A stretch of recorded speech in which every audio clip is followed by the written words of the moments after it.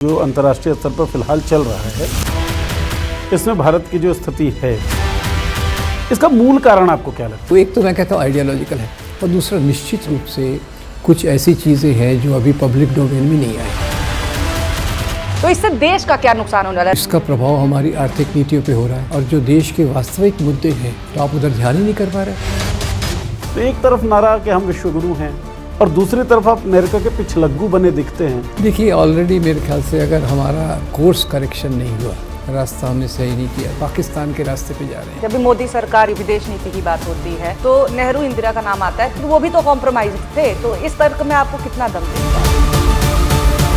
कौन सा इतिहास हम ऑथेंटिक माने? इतिहास को परख कैसे करना, लिटमस टेस्ट क्या है कि आप राजाओं को सत्ता के रूप में देखें, न कि उसके धर्म से पहचानें। तो इंदिरा गांधी के उस दौर में आरएसएस की भाषा में अगर कहें, ये तानाशाही दौर था। एक आंदोलन उठ खड़ा होता है सरकार के खिलाफ। अभी आंदोलन नहीं दिखता कोई, क्या कारण है? मुख्य बात क्या है कि पिछले दिनों जो दबाव ऊपर से आया है वो बहुत भयंकर है।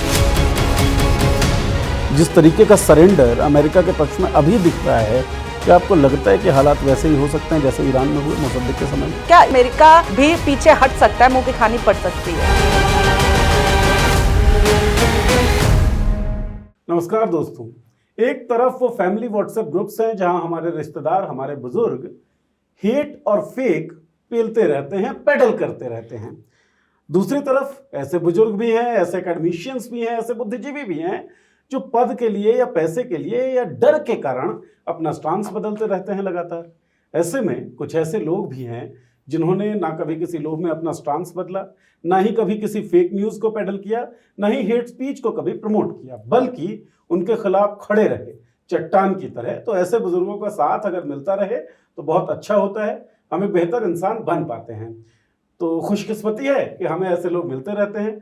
डॉक्टर राम पुनियानी जी हमारे स्टूडियो में फिर से एक बार मौजूद है। बहुत बहुत स्वागत सर आपका। बहुत धन्यवाद आपका। एक बार फिर से, पहले भी आपने चर्चा सुनी हुई है और इस बार पावर प्ले के इस एपिसोड में चर्चा मैं करूंगा सर के साथ, और हमारे साथ होंगी हमारी पॉलिटिकल नारी निवेदिता शांडिल्य जी। तो आप दोनों का बहुत बहुत स्वागत। और साथ में मैं थोड़ा सा सर इंट्रोड्यूस कर दूं किस विषय में हम लोग बातचीत कर रहे हैं। जरूर। तो जो जियोपॉलिटिकल सिचुएशन है और उसमें भारत का जो स्टांस हम देख रहे हैं, वहाँ अयोध्या से कुछ तस्वीरें आती हैं कि आजकल पूजा चल रही है बेंजामिन नेतन्याहू की। देश के अलग अलग हिस्सों से तस्वीरें पहले आती थी ट्रंप की पूजा की, फिर रशिया सस्ता तेल देने लगा तो पुतिन की भी पूजा करती हुई तस्वीरें हमने देखी। तो ये जो पूजा हमारी बदलती जा रही है और नायक बदलते जा रहे हैं, ग्लोबल जो प्लेटफॉर्म्स हैं वहाँ से हम नायक उठाते हैं, उनकी पूजा करने लगते हैं, तो अंधभक्ति अब देशी ना रहकर अंतर्देशीय हो गया है, अंतर्राष्ट्रीय हो गया। ये हुआ क्यों है, इसको समझेंगे। और क्या हमेशा से भारत वर्शिपर ही रहा, या सच में कभी विश्वगुरु की कोई आहट सुनाई देती थी हमारी आवाज में? क्या वो आवाज बदली है? इन तमाम विषयों पे बातचीत करेंगे, हिस्ट्री में गोते लगाएंगे ताकि वर्तमान को समझ सकें डॉक्टर साहब के साथ। और साथ शुरुआत करते हैं। धन्यवाद। तो सर, सबसे पहला क्वेश्चन तो ये है कि हम पढ़ते थे गुट निरपेक्षता जी। और भारत जब आज़ाद हुआ तो पंडित नेहरू ने कहा कि भाई ना हम रशिया के साथ जाएंगे, ना हम अमेरिका के साथ जाएंगे। सुपर पावर हो अपने घर में हो, हम किसी गुट में शामिल नहीं होंगे जी। कमजोर, ऑप्रेस्ड, गरीब देश जो भी थे, क्रूरता के खिलाफ हम हमेशा खड़े रहे, आवाज उठाते रहे जी। लेकिन वहां भी एक तरह का मल्टी अलाइनमेंट दिखता था। खाद्यान्न की संकट हुई तो हम अमेरिका की तरफ गए, रशिया के साथ हमने बातचीत की, हिंदी चीनी भाई भाई का नारा हमने दिया। आज की डेट में तो हमें पता ही नहीं पड़ रहा कि हमारा साइड कौन सा है। हम अमेरिकावादी हो गए हैं, इसराइल वाली हो गए हैं, या ईरानवादी हो गए हैं। तो लोग काउंटर करते कि नहीं, अब हम नॉन अलाइनमेंट नहीं, मल्टी अलाइनमेंट के दौर में हैं। तो क्या वो जो पहले वाला नॉन अलाइनमेंट था वो भी मल्टी अलाइनमेंट था? क्या आज मल्टी अलाइनमेंट है? तो ये जो दोनों स्थितियां हैं, इन दोनों स्थितियों में अंतर क्या है? देखिए नीरज जी, इसमें बहुत फ़र्क है। पहले जब हम गुट निरपेक्ष थे तो उसका मतलब ये नहीं था कि हम दूसरों से मदद नहीं लेंगे। मतलब ये था कि जो कोल्ड वॉर था, शीत युद्ध, अब वो शब्द ही अपने आप में बड़ा कॉन्ट्राडिक्टरी है, लड़ाई कभी ठंडी नहीं हो सकती। तो उसमें एक तो अमेरिका का गुट था, एक रशिया का गुट था। रशिया जो कम्युनिस्ट था और ये अमेरिका जो पूंजीवादी था। तो उस समय लोग साइड लेते थे, या तो आप रशिया के साथ हैं या अमेरिका के साथ हैं, और उसमें आपको पूरी अंधी मदद, अंधा सपोर्ट उनको करना पड़ता था। तो नेहरू ने वहाँ रोक दिया कि हम किसी का इस प्रकार से सपोर्ट नहीं करेंगे।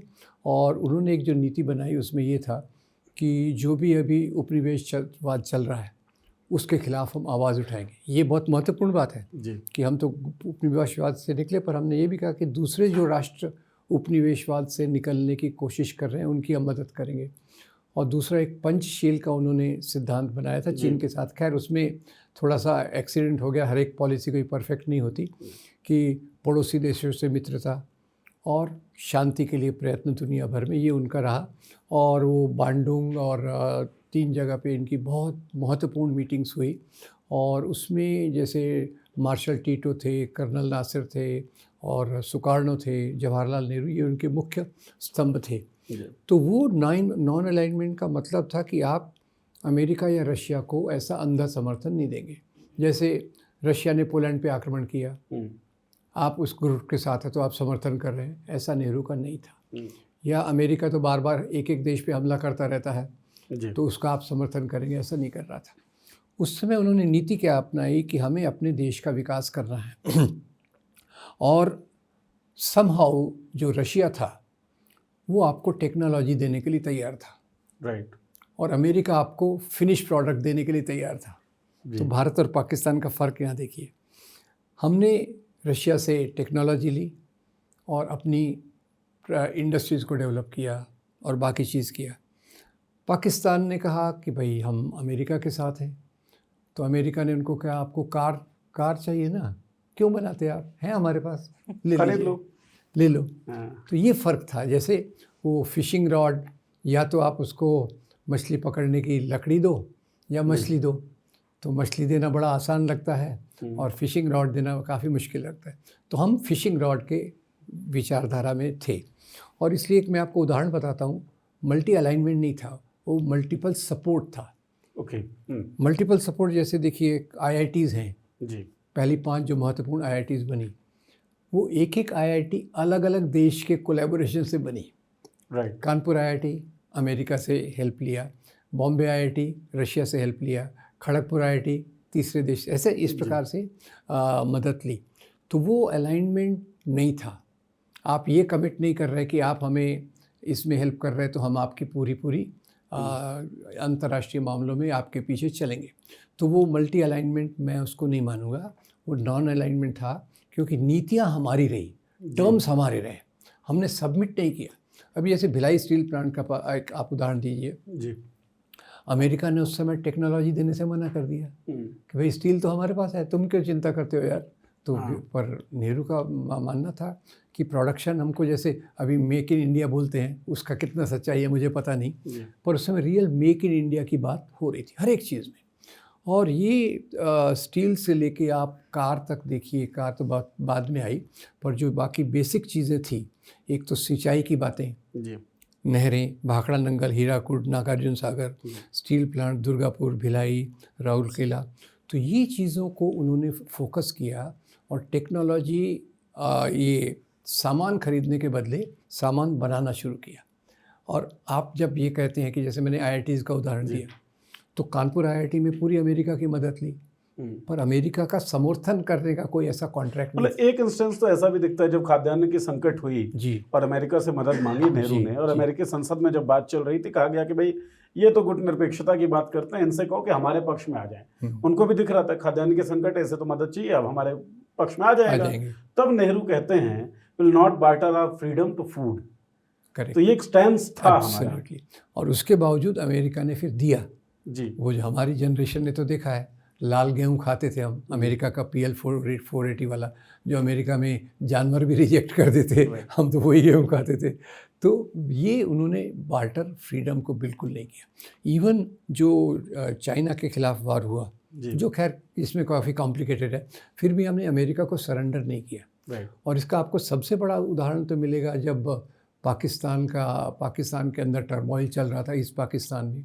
ईस्ट पाकिस्तान के लोग तो पाकिस्तानी आर्मी के अत्याचार में एकदम पीड़ित थे, और भारत में उस समय बहुत सारे रिफ्यूजीज़ ईस्ट पाकिस्तान से आ रहे थे। तो ईस्ट पाकिस्तान से ये लोग जा रहे थे, तो भारत में समस्या हो रही थी। तो आपको बताऊं कि इंदिरा गांधी नॉन अलाइनमेंट के साथ यूरोपीय देशों में गई, दूसरे देशों में गई, उसने बताया कि ये रिफ्यूजीज़ की हालत कितनी बुरी है और ये संकट हमको हल करना है।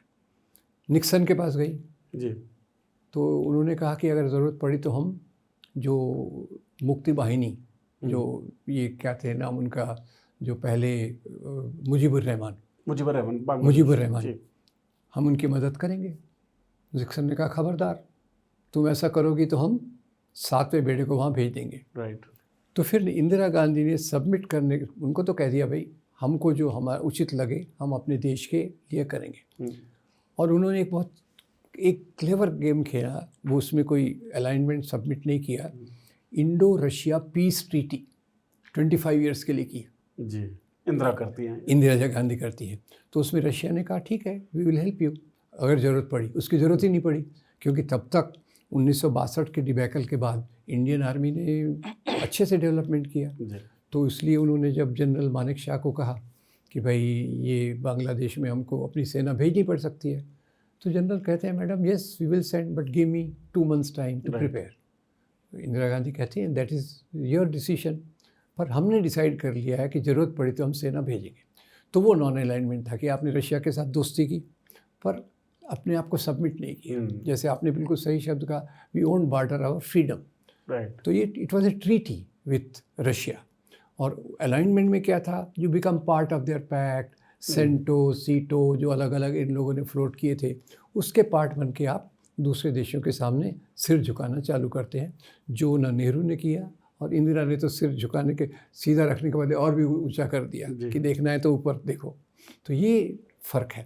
तो मल्टी अलाइनमेंट जो आप बोल रहे हैं ना, तो मल्टी अलाइनमेंट के बदले मैं कहूँगा एक ग्लोबल कोऑपरेशन, ग्लोबल कोऑपरेशन की जो बात नेहरू ने स्थापित की वो बिल्कुल सही थी, ह्यूमन वैल्यू को साथ में रखते हुए। लेकिन सर देखिए, जब भी ये बात होती है, जब भी मोदी सरकार या फिर करंट जो गवर्नमेंट है, जब उनकी विदेश नीति की बात होती है तो नेहरू इंदिरा का नाम आता है। भले ही एक धड़ा तारीफ करने के लिए कि नहीं पुराने वाले अच्छे से डील किए थे, अभी वाले कमजोर पड़ गए हैं, या फिर अभी वाले हैं जो कि ब्लेम देने के लिए से पर उनका नाम लेते हैं। इधर बीच में जिस तरह से ईरान और अमेरिका युद्ध के बीच में भारत की बेइज्जती लगातार हो रही है, उसके बाद से कॉम्प्रोमाइज्ड पीएम वाला मैटर बहुत चल रहा है। लेकिन बीजेपी ने काउंटर भी किया है। बीजेपी कह रही है कि कॉम्प्रोमाइज्ड कौन था, तुम इतिहास उठा करके देख लो। तो वो इंदिरा गांधी को कॉम्प्रोमाइज्ड बताते हैं। वो कहते हैं कि सीआईए 2 बार इंटरवीन करता है इंडियन पॉलिटिक्स में टू फंड कांग्रेस। वो कहते हैं नेहरू इतने कॉम्प्रोमाइज्ड थे कि उन्होंने तिब्बत को चाइना का पार्ट स्वीकार कर लिया, यूएनएससी में सीट रिजेक्ट कर दी चाइना के डर से। तो वो भी ये बात करें कि वो भी तो कॉम्प्रोमाइज्ड थे। तो इस तर्क में आपको कितना दम दिखता है? इस तर्क में मुझे कोई भी दम नहीं दिखता।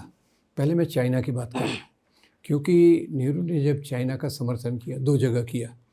एक तो तिब्बत पे उन्होंने जो कब्जा किया, तो नेहरू की ये समझ थी कि तिब्बत में उस समय जो सरकार थी वो सरकार उतनी एफिशिएंट नहीं थी या जो भी थी, और उन्होंने इस बात को माना कि ट्रेडिशनली तिब्बत चीन के साथ ही चलता रहता है, तो ये उनका आपस का जो मामला है उसमें किसी से चीन से डर के नहीं किया, क्योंकि चीन का मामला तो 1962 में आया और तिब्बत का मामला उसके पहले ही था।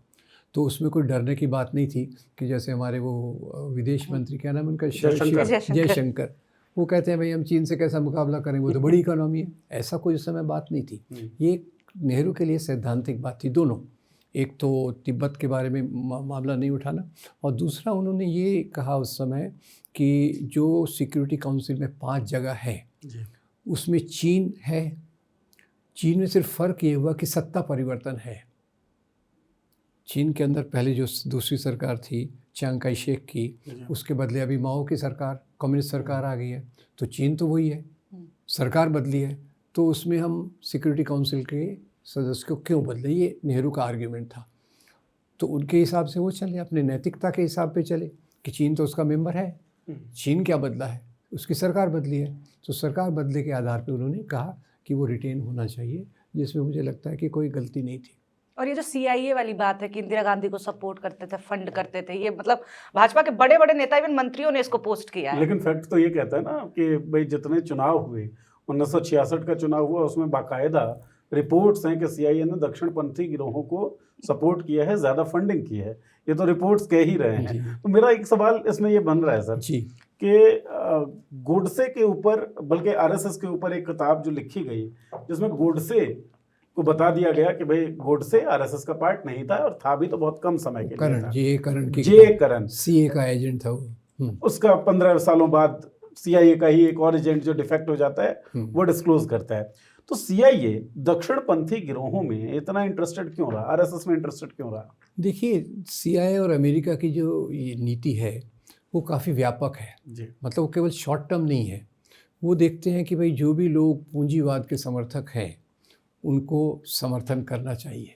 और भारत में आप देखिए, भारत के जो माउंटबेटन प्लान आया उसका एक कारण ये भी था कि भारत के राष्ट्रीय आंदोलन की जो ज़्यादा लीडरशिप थी वो लेफ़्ट ओरिएंटेड थी। जी।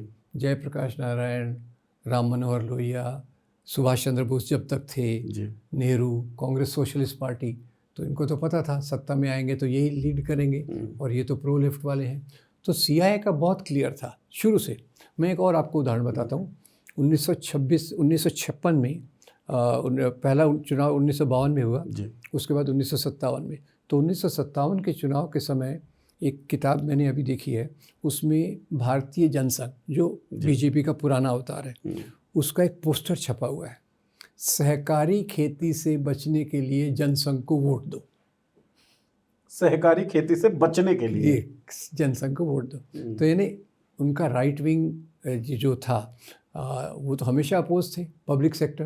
अब नेहरू की जो पॉलिसी थी पब्लिक सेक्टर की वो भी मैं थोड़ा बता दूं कि नेहरू की पॉलिसी के साथ साथ यहाँ के जो बड़े इंडस्ट्रियलिस्ट थे, टाटा, बिरला, जिनको बॉम्बे प्लान कहते हैं उनके ग्रुप को, तो उन्होंने एक सबमिट किया था सरदार पटेल को कि देखिए भारत में अगर बड़े उद्योग करना है, डेवलप करना है तो सरकार को इंटरवीन करना पड़ेगा।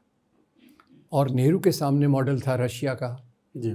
रशिया का मॉडल क्या था कि वहाँ जो डेवलपमेंट हुआ है 4 ईयर प्लान वहाँ था, यहाँ अपने यहाँ 5 ईयर प्लान था। 4 ईयर प्लान में सरकार ने पूरे हैवी इंडस्ट्रीज़ को सपोर्ट किया। तो यहाँ एक मिक्स्ड मॉडल आया कि हैवी इंडस्ट्री में सरकार जाएगी और लाइट इंडस्ट्री में प्राइवेट लोग जाएंगे। और ये जो सीआईए का ओवरऑल आइडियोलॉजी है वो इसको मानते हैं कि ये कम्युनिस्ट है, जबकि ये कम्युनिस्ट बहुत रियलिस्ट था मुझे तो लगता है, ना इधर ना उधर, बीच में जिधर से अच्छा ले लिया उधर से उन्होंने ले लिया। इन्हें प्राइवेट कैपिटल को भी नहीं मारा और पब्लिक सेक्टर को भी इतनी ऊंचाइयों तक ले गए कि उन्होंने बहुत बड़ा कंट्रीब्यूशन किया। तो ये जो बात आप कह रही हैं इसके बारे में तो यही है कि सीआईए शुरू से ऐसी चीज़ों को सपोर्ट करता रहा। और एक आपको बताऊं, अब थोड़ा आगे की बात है पर मैं कंसेप्चुअल क्लैरिटी के लिए बताना चाहता हूं कि जब ये अन्ना आंदोलन चालू हुआ जी, दूसरी मुसीबत तो कभी तो आपने समर्थन भी किया होगा कि नहीं किया? बिल्कुल नहीं, कभी भी नहीं सर। अन्ना आंदोलन शुरू होने के चौथे दिन बाद मैंने लेख लिखा कि इसके पीछे आरएसएस है। अब मुझे कोई जानता नहीं था, वही लेख अच्छे धरातल पे अरुंधति रॉय ने लिखा जब ज़्यादा लोग जानने लग गए। अरुंधति रॉय का आर्गुमेंट ज़्यादा स्ट्रॉन्ग था, मेरा तो ऐसा आइडियोलॉजिकल बेस पे था, मैंने लिखा था, कभी ट्रेस भी करूँगा। अन्ना हज़ारे के ख़िलाफ़ मैंने किताब भी निकाली थी। डॉक्टर असगर अली इंजीनियर जो मेरे गुरु और मित्र दोनों थे, उनके साथ मिलकर हमने किताब को भी संपादित किया था अन्ना आंदोलन का क्रिटिसाइज करते हुए। खैर, तो नहीं, अरुंधति रॉय के जो आर्गुमेंट मेरे इसमें नहीं था और अरुंधति रॉय में था वो ये था कि ये जो वर्ल्ड बैंक और एक कौन सा बड़ा ट्रस्ट है जो सपोर्ट करता है, हाँ आईएमएफ नहीं, एक दूसरा एच के नाम से चालू होता है, कोई भी एक अमेरिकन ट्रस्ट है जो करप्शन के विरोध में चलने वाले आंदोलनों को सपोर्ट करता है। अच्छा, ज़्यादातर। और उसमें अरुंधति रॉय ने कनेक्शन भी बताया कि जैसे जेपी आंदोलन हो गया, अन्ना आंदोलन हो गया, तो इनको सपोर्ट करने में सीआईए इनके रूट का चैनल का सहारा लेता है कि जहाँ से इन आंदोलनों को सपोर्ट किया जाए। उनका आर्ग्यूमेंट थोड़ा ज़्यादा गहरा था अरुंधति का कि भाई जहाँ भी एंटी करप्शन के नाम से मूवमेंट होता है वो जनरली राइटवर्ड शिफ्ट करता है। अच्छा, वो राइटवर्ड शिफ्ट करता है। हाँ, ये अरुंधति रॉय का बहुत बेहतरीन आर्ग्यूमेंट था, क्योंकि मेरी समझ काफ़ी सीमित थी कि मैं परिस्थितिवश बता रहा था कि आरएसएस का ही सपोर्ट हो सकता है, क्योंकि मैं जो ऑब्जर्व कर रहा था, आज अन्ना हज़ारे ने एक नारा दिया कि कल हम ये करेंगे, तो जहाँ मैं रहता था दूसरे दिन मैं बराबर देखता था लोग खड़े हैं। मैं बोला अन्ना का कितना कोई नेटवर्क तो है नहीं, अपील कैसे, ये कहाँ से आ गए?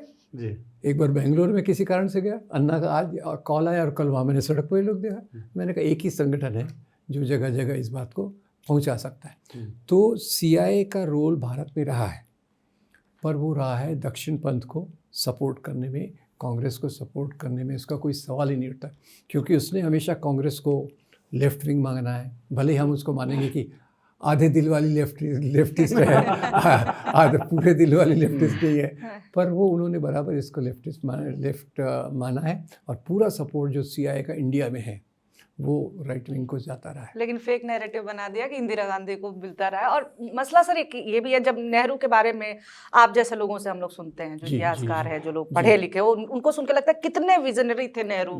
एक देश जो कि आज़ादी के बाद, बंटवारे के बाद से इतना अस्थिर था, उसको संभाला, सारी चीज़ें किया। लेकिन अभी आप जो है, जो करंट सोशल मीडिया भी है, या फिर हमारे नेता है जो सत्ता में है, जो मंत्री हैं, जो कि दावा करते हैं कि हम देश को लीड कर रहे हैं, वो मतलब देश के प्रथम प्रधानमंत्री को विलेनाइज कर रहे हैं, जो कि मुझे लग रहा है इंडिया में ही होता है। क्योंकि आमतौर पे सर क्या होता है, सारे देश अपने प्रथम प्रधानमंत्री को इस तरह से दिखाते हैं कि हमारे नेता थे, सेलिब्रेट करते हैं। तो भारत में कहा जाता है कि नेहरू जो है पब्लिक फंड से बाबरी बनवाना चाहते थे, सोमनाथ बनवाने से मना कर दिया था। तो आखिर नेहरू को इस तरह से विलेनाइज करने का रीजन क्या है? देखिए निवेदित सर, नेहरू को विलेनाइज करने का मतलब सिंपल है कि नेहरू जितनी मजबूती से सांप्रदायिक राजनीति के खिलाफ खड़े रहे, उतना कोई नहीं खड़े रहा। गांधी ने भी सांप्रदायिकता के खिलाफ अपनी जान दे दी हिंदू मुस्लिम यूनिटी के नाम पे, पर नेहरू ने तो एक एक शब्द में जो उन्होंने कहा, सांप्रदायिकता का विरोध किया। उन्होंने तो यही कहा, ये भी कहा कि ये जो हिंदू सांप्रदायिकता है ये देश को फाशीवाद की तरफ ले जाएगी। अब देखिए उनकी दूरदृष्टि देखिए।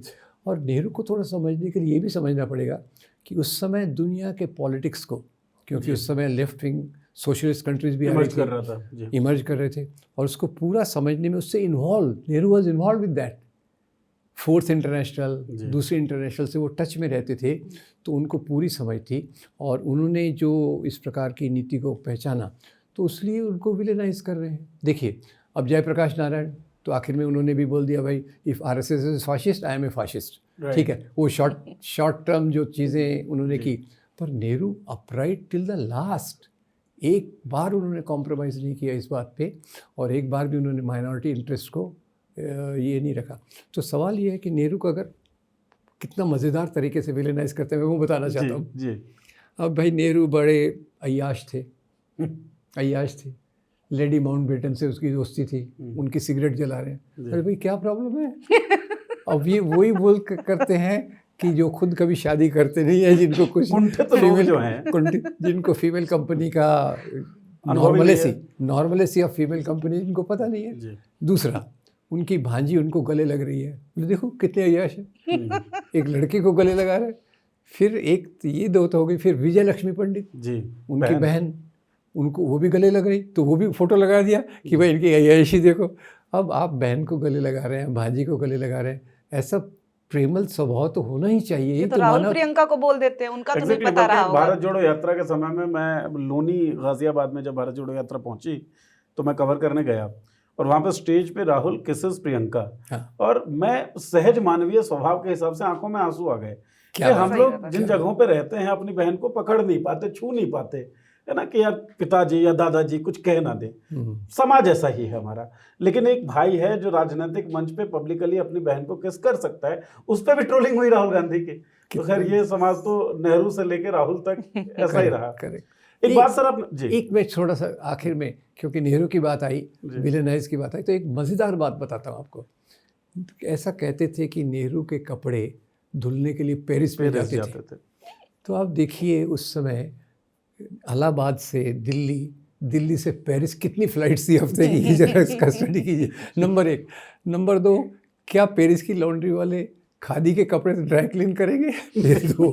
तीसरा कारण क्या था कि नेहरू जी के कपड़े जो थे वो इलाहाबाद में पेरिस लॉन्ड्री नाम की जगह पे धुलते थे। तो उन्होंने पेरिस बना दिया, तो अय्याशी बना दी।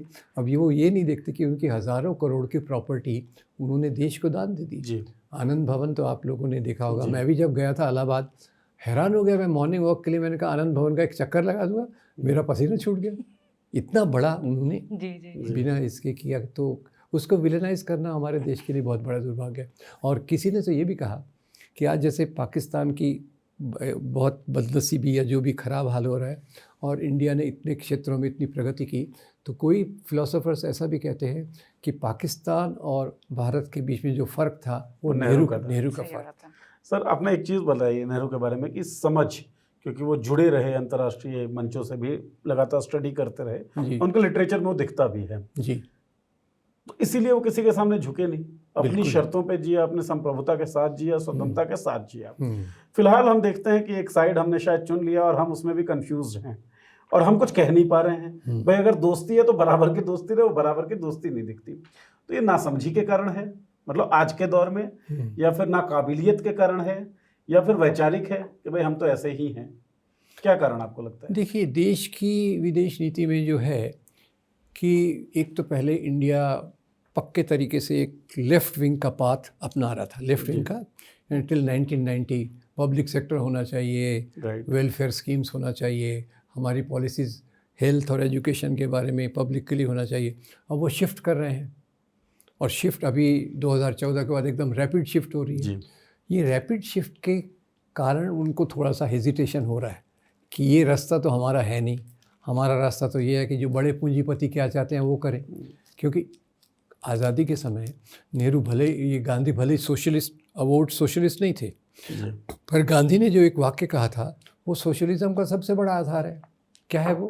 कि भाई आपको जब नीति बनाना है तो आप पंक्ति के आखिर व्यक्ति को देखकर उसके हिसाब से नीति बनाइए। गांधी जी का जंतर जो है, अब वो इससे क्या है, इससे बड़ा सोशलिज्म क्या हो सकता है? सही बात। ठीक बात है। तो वो हमारा तरीका था। अभी उधर से निकल के जा रहे हैं भाई, पंक्ति के पहले व्यक्ति के लिए हमको नीति बनाना है और पंक्ति में, पहली पंक्ति में 2 लोग खड़े हैं तो उनके लिए सब नीतियाँ बन रही हैं।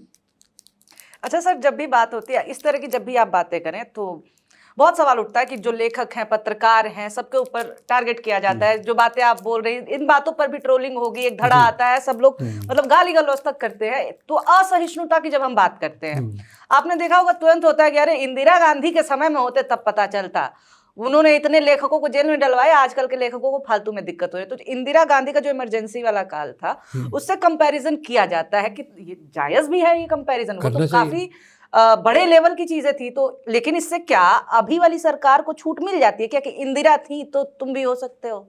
देखिए, इंदिरा ने भी किया, उसकी पूरी आलोचना करना चाहिए। 21 मंथ तक उन्होंने संविधान के प्रावधानों के अंदर में इमरजेंसी लगाई जो पूरी तौर से गलत थी, मतलब नैतिक रूप से गलत थी। और कई अखबारों ने अपने आंदोलन ये क्रिटिसाइज़ किया, कॉलम के कॉलम ब्लैंक छोड़ दिए, कई लेखकों को अरेस्ट किया गया, पर कई उनके आलोचक शांत भी हो गए, चुप भी रहे। पर आप देखिए 21 महीने बाद वो इमरजेंसी उन्होंने खुद होके उठा दी। चुनाव हुए और उनको पता था वो हारने वाली है और बुरी तरह से हारी और फिर से वापस आ गई। अभी जो है अभी ये जो लाल कृष्ण आडवाणी हमारे रथ यात्री वो उन्होंने कहा कि आज देश में अनडिक्लेयर्ड इमरजेंसी है और ये ज़्यादा ख़तरनाक होती है।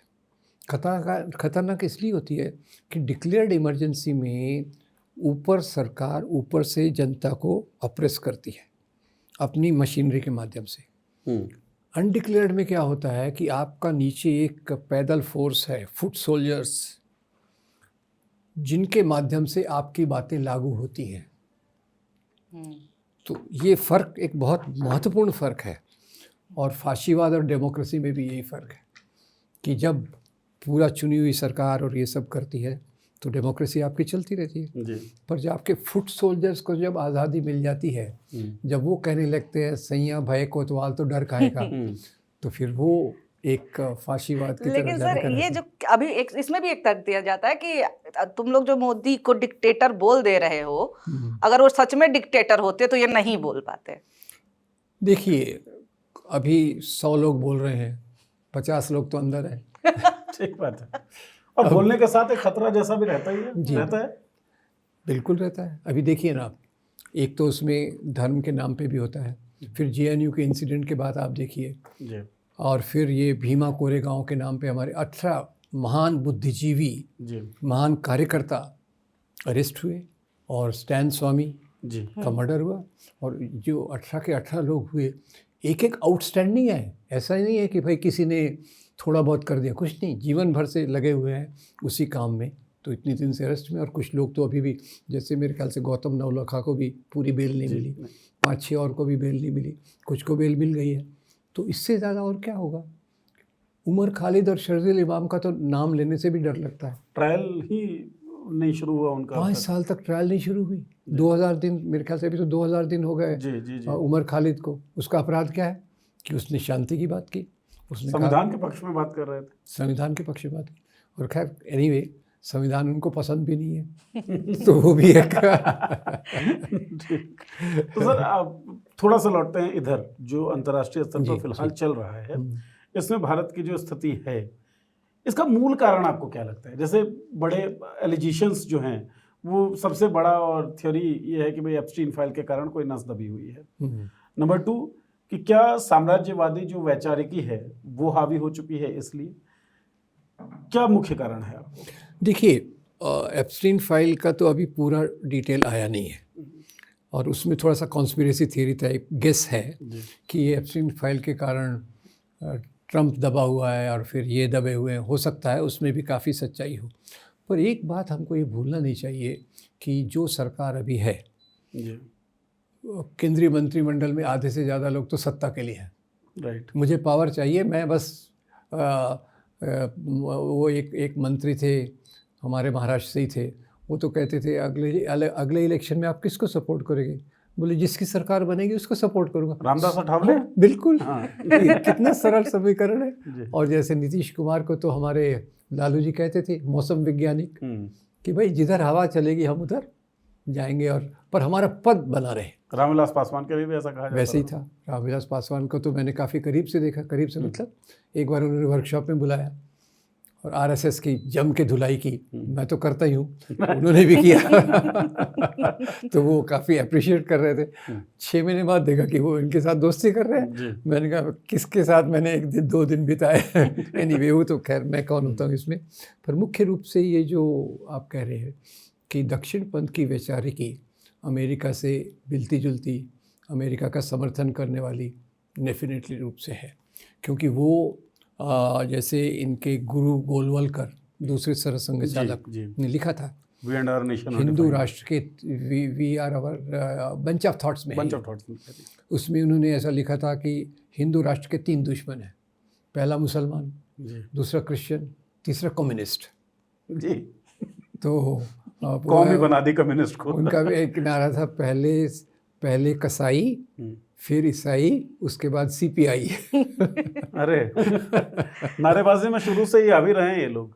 काफ़ी, ये तो काफ़ी कला है ना, कला है। अच्छा सर, मैं आपका ही एक वीडियो देख रही थी, रीसेंट का आपका वीडियो यूट्यूब पे आपने डाला हुआ है, जिसमें आप कहते हैं कि भारत अभी मौजूदा हालात में सरेंडर कर चुका है। तो रीजन क्या है? बिहाइंड द सीन ऐसा चल क्या रहा है कि भारत को सरेंडर करना पड़ गया है? क्योंकि आप देखिए कई बार होता है कि जो देश होते हैं वो अपना स्टैंड, चाहे अलग होने का चाहे किसी के साथ आने का, एक नीति के तहत लेते हैं, प्लान के तहत वो स्टैंड लेते हैं। लेकिन अभी कोई प्लान नहीं दिख, इस समय क्या चुप्पी दिख रही है, एक लोग कह रहे हैं कि घिघी बन गई है।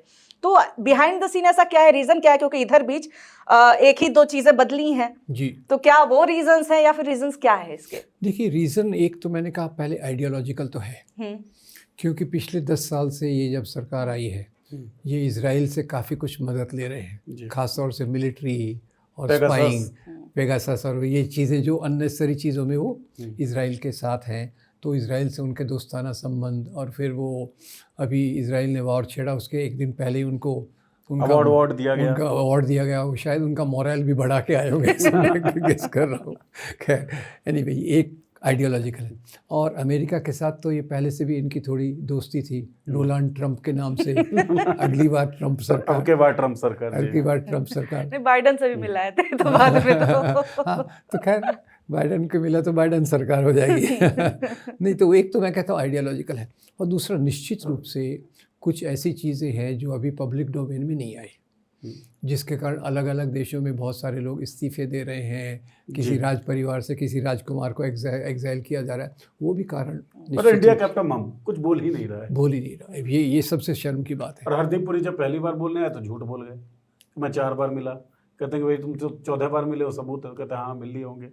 तो झूठ भी बोला जा रहा है। जी, तो ये कारण हो सकते हैं कि जिसके कारण इतना सरेंडर करना ये थोड़ा सा लिमिट के बाहर है। सर एक चीज़, जब आप ये कहते हैं कि वैचारिकी के कारण हम इस तरफ जाते हुए दिख रहे हैं, एक प्रमुख कारण ये है, तो वैचारिकी जो रही दक्षिण पंथ की या गोलवलकर के बंच ऑफ थॉट्स की जो आप बात कर रहे हैं, मामला तो नस्लीय श्रेष्ठता का था ना जी। तो श्रेष्ठता बोध तो था कम से कम, जैसा हिटलर में था कि भाई हम श्रेष्ठ हैं, तुम श्रेष्ठ तो हो। इस वैचारिकी में जब तुम ये कदम उठाते हो तो हीन तो अपने आप हो रहे हो ना। मतलब आप कभी अमेरिका से आगे तो नहीं जा पाएंगे। तो एक तरफ नारा कि हम विश्वगुरु हैं और दूसरी तरफ आप अमेरिका के पिछलग्गू बने दिखते हैं, तो क्या ये विचारिकी जो है ये पिछलग्गू ही बनाने की वैचारिकी है? देखिए, सबसे बड़ी वैचारिकी इनकी है मौका परस्ती थी, और उसमें अपने आप को श्रेष्ठ भी कह देते हैं। अभी वो नई थ्योरी जो आई है नस्लीय थ्योरी, पहले आर्यवंश का श्रेष्ठ था, अभी तो है भाई साहब हम मिले जुले हैं, अफ्रीका से ही आए थे, पहले ये आए फिर वो आए और फिर सब आपस में मिलते जुलते रहे। अभी तो लेटेस्ट तो वो है, तो अभी उसके बारे में तो ज़्यादा मैंने इनका नहीं सुना। पर नस्लीय श्रेष्ठता के बावजूद ऐसा जब इसको कहते हैं एक तो लॉन्ग टर्म और एक कॉन्टिंजेंट, यानी एक दूरगामी चीज़ चलती है और एक जो फौरी चीज़ चलती है। तो अभी इनकी जो अमेरिका के साथ और इजराइल के साथ सिर झुकाने की प्रक्रिया, घुटने झुकाने की प्रक्रिया है, घुटने टेकने की प्रक्रिया है, वो एक अस्थायी रूप की मतलब फौरी व्यवस्था है। उसमें ये नस्लीय श्रेष्ठता और अभी का घुटने टेकना ये थोड़ा मैच नहीं करता। वो आपकी बात सही है, पर उनकी ज़रूरत है, क्योंकि एक तो इजराइल के साथ काफ़ी उनका वो है और दूसरा अमेरिका के भी काफ़ी आधार पे टिके हुए हैं, और तीसरा हो सकता है एप्स्टीन फाइल का बहुत बड़ा रोल हो। तो दूरगामी जो आप कह रहे हैं वो क्या हो सकता है सर? दूरगामी जैसे नस्लीय श्रेष्ठता की जो बात थी वो तो बेसिक आइडियोलॉजिकल बात है, तो उसको तो खैर वो भी एक कंस्ट्रक्ट है कि भाई आर्य श्रेष्ठ थे, यहाँ के जो पहले के इनहेबिटेंट्स थे, पहले के रहने वालों से श्रेष्ठ है, वो भी एक कंस्ट्रक्ट है, वो भी किसने उसको देखा हुआ है। तो क्या फौरी व्यवस्था जो ये है वो उस दूरगामी व्यवस्था को किसी तरीके से कॉम्प्लीमेंट भी कर रही है? मतलब क्या ये सोच हो सकती है कि हम अभी इजराइल के साथ में खड़े हो रहे हैं, जो अपने एक देश का डिमांड कर रहा है, फ़िलिस्तीन के ख़िलाफ़ है, वो नॉर्मली मुसलमानों के खिलाफ बोल दिया जाता है, हम यहाँ पर मुसलमानों पे शोषण करना चाहते हैं, या फिर जो वैचारिक किताबें हैं वो ये बात कह रही हैं, तो इजराइल हमारा समर्थन कर सकता है शायद, इसलिए हम इजराइल कर सकते, क्या ऐसा कुछ आपको दिखता है? ये भी एक कारण है। देखिए, कोई भी नीति कोई एक कारण से नहीं होती, उसमें बहुत सारे कारण मिले जुले होते हैं। तो एक जो इजराइल की बड़ी तारीफ़ वगैरह करते हैं वगैरह, उसमें एक बात तो ये भी है कि इजराइल ज़्यादातर जो पैलेस्टाइन में अत्याचार कर रहा है वो मुसलमानों के ख़िलाफ़ कर रहा है, और उससे इनके दिल को थोड़ी ठंडक पहुंचती है कि मुसलमानों को तकलीफ दी जा रही है। ये भी एक कारण हो सकता है। अच्छा सर, लेकिन एक और चीज़ देखिए आप कि हमारी और आपकी जो चुप्पी होगी वो हमें पर्सनली अफेक्ट करेगी, लेकिन अगर देश के प्रधानमंत्री के पद पे बैठा हुआ आदमी किसी भी वजह से अगर स्टैंड बैक कर ले रहा है तो उससे पूरे देश की दिशा मुड़ रही है। रशिया से जो दोस्ती रही है लंबे सालों से, सबसे पुराने दोस्तों में से एक है। ईरान सबसे पुराने दोस्तों में से मतलब मित्र राष्ट्र में से एक है। एक्सपोर्ट इंपोर्ट तो हजारों सालों का है। तो क्योंकि इन्होंने इधर से कर दिया कि भाई अब हम तुम्हारे दोस्त हैं, इनके लिए हम नहीं हैं, तुम बोलोगे तो हम खरीदेंगे, तुम नहीं बोलोगे तो हम नहीं खरीदेंगे। तो इससे देश का क्या नुकसान होने वाला है? रशिया और ईरान से जो दूरी बनी है उससे हमारा क्या नुकसान होगा? देश की जनता क्या झेलेगी इससे? देखिए, देश की जनता तो मेरे ख्याल से थोड़ा बहुत ऑलरेडी झेल रही है। झेल ऐसा रही है कि आप अगर देखिए तो इसका प्रभाव हमारी आर्थिक नीतियों पे हो रहा है जी। आर्थिक नीतियों के कारण महंगाई देश की जनता भोगेगी, बेरोज़गारी देश की जनता भोगेगी। मतलब ये चीज़ों से हम उभर नहीं पा रहे हैं, और जो देश के वास्तविक मुद्दे हैं आज मुझे लगता है बेरोज़गारी और बढ़ती हुई गरीबी ये सबसे बड़े मुद्दे हैं। तो आप उधर ध्यान ही नहीं कर पा रहे। आप यही है कि भाई इजराइल घूमने जाना है, घूमने मतलब जो भी करते हो उस समय अवार्ड लेने, जो भी है अवार्ड लेने जाना है, या फिर अमेरिका आजकल तो ट्रम्प साहब भी इनको मिलने का टाइम नहीं दे रहे, तो ये उनका फोकस वहाँ है। यहाँ देश की समस्याओं के बारे में कौन सोच रहा है? एक मेरे ख्याल से अपोजिशन के 2-4 लीडर इसमें आवाज़ उठाते हैं, और अभी क्योंकि मीडिया इनके हाथ में है, सभी मीडिया आपके जैसा तो है नहीं तो फिर वो मीडिया उनकी बातों को आगे ब्रॉडकास्ट करने के लिए पूरा तैयार खड़ा है। नैरेटिव पे पूरा कंट्रोल किया ही हुआ है। 100%, मतलब 99%, 1% आपके लिए रख देता हूँ। बहुत शुक्रिया सर, ये सुन के अच्छा लगा, हमें बच गए। अच्छा सर, एक चीज़ बताएं, इंदिरा गांधी के दौर की बात भी काफ़ी चल रही है जी। और ये लगातार मिक्सअप चलता रहेगा, मतलब कभी हम 20 साल पहले 50 साल पहले जाएंगे, कभी हम अभी की बात कर रहे होंगे। तो इंदिरा गांधी के उस दौर में, जब चलिए आरएसएस की भाषा में अगर कहें या बीजेपी की भाषा में, कि तानाशाही दौर था, जी। तो उस तानाशाही दौर में जेपी खड़े होते हैं, अब किससे मदद मांगी जाती है किससे नहीं, क्योंकि जॉर्ज फर्नांडिस के बारे में तो आरोप है और विकीलीक्स कहता है कि वो सीआईए से मदद मांग रहे थे घोषित तौर पर। एक आंदोलन उठ खड़ा होता है सरकार के खिलाफ, इमरजेंसी के खिलाफ, जबकि इमरजेंसी लगाई जा चुकी है। अभी आंदोलन नहीं दिखता कोई इस तरीके का वृहद। जी। क्या कारण है? देखिए, नाकाबिल हैं अपोजिशन के लोग, वो भी एक थोड़ा है, वो भी मैं मानता हूँ, पर मुख्य बात क्या है कि पिछले दिनों जो सप्रेशन, मतलब जो दबाव ऊपर से आया है, वो बहुत भयंकर है। इसके बावजूद भी आंदोलन हुए हैं, आप उसको इग्नोर नहीं कर सकते। किसान आंदोलन 11-12 महीने चला, 600 लोगों ने कुर्बानी दी। शाहीन बाग आंदोलन, कितना, मेरे ख्याल से भारत के आंदोलनों में मैं शाहीन बाग को काफ़ी ऊपर रखूँगा। जी, उन लोगों के द्वारा हुआ जिनको हम समझते हैं कि समाज का सबसे पिछड़ा वर्ग है सांस्कृतिक तरीके से, मुसलमान औरतें। ठीक बात है। और किसान का देखिए कि किसान का, कई लोग बोलते हैं बहुत समृद्ध हैं, ये हैं, पर जिस प्रकार से वो मजबूती से खड़े रहे, 600 लोग मर रहे, उसके बीच ये लोग भी घुसपैठ करने की कोशिश कर रहे, फिर भी उन्होंने चलाया, वो बहुत ये है। और तीसरा नीरज, आप, मुझे लगता है कि जो आंदोलन है उनकी धार थोड़ी कम हो गई है, पैनी नहीं रही है।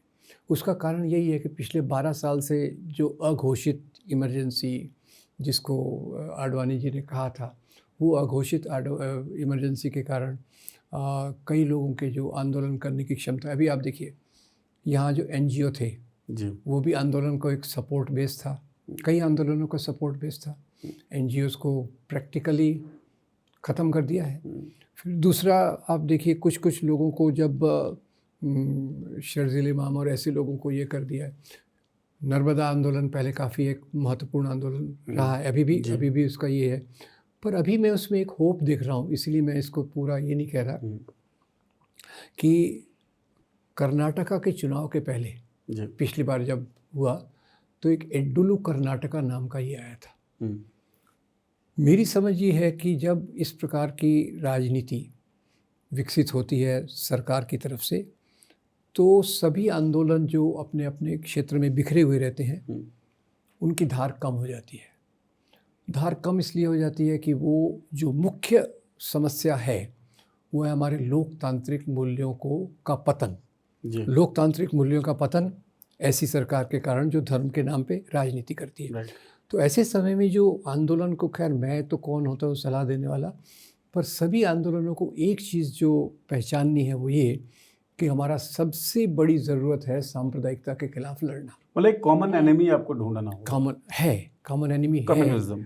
अभी वो 2024 के बाद रियलाइज़ कर रहे हैं जो कि भारत जोड़ो यात्रा, भारत जोड़ो अभियान, ये अलग है, भारत जोड़ो अभियान जिसमें योगेंद्र यादव और कई लोग थे, तो वो अलग है।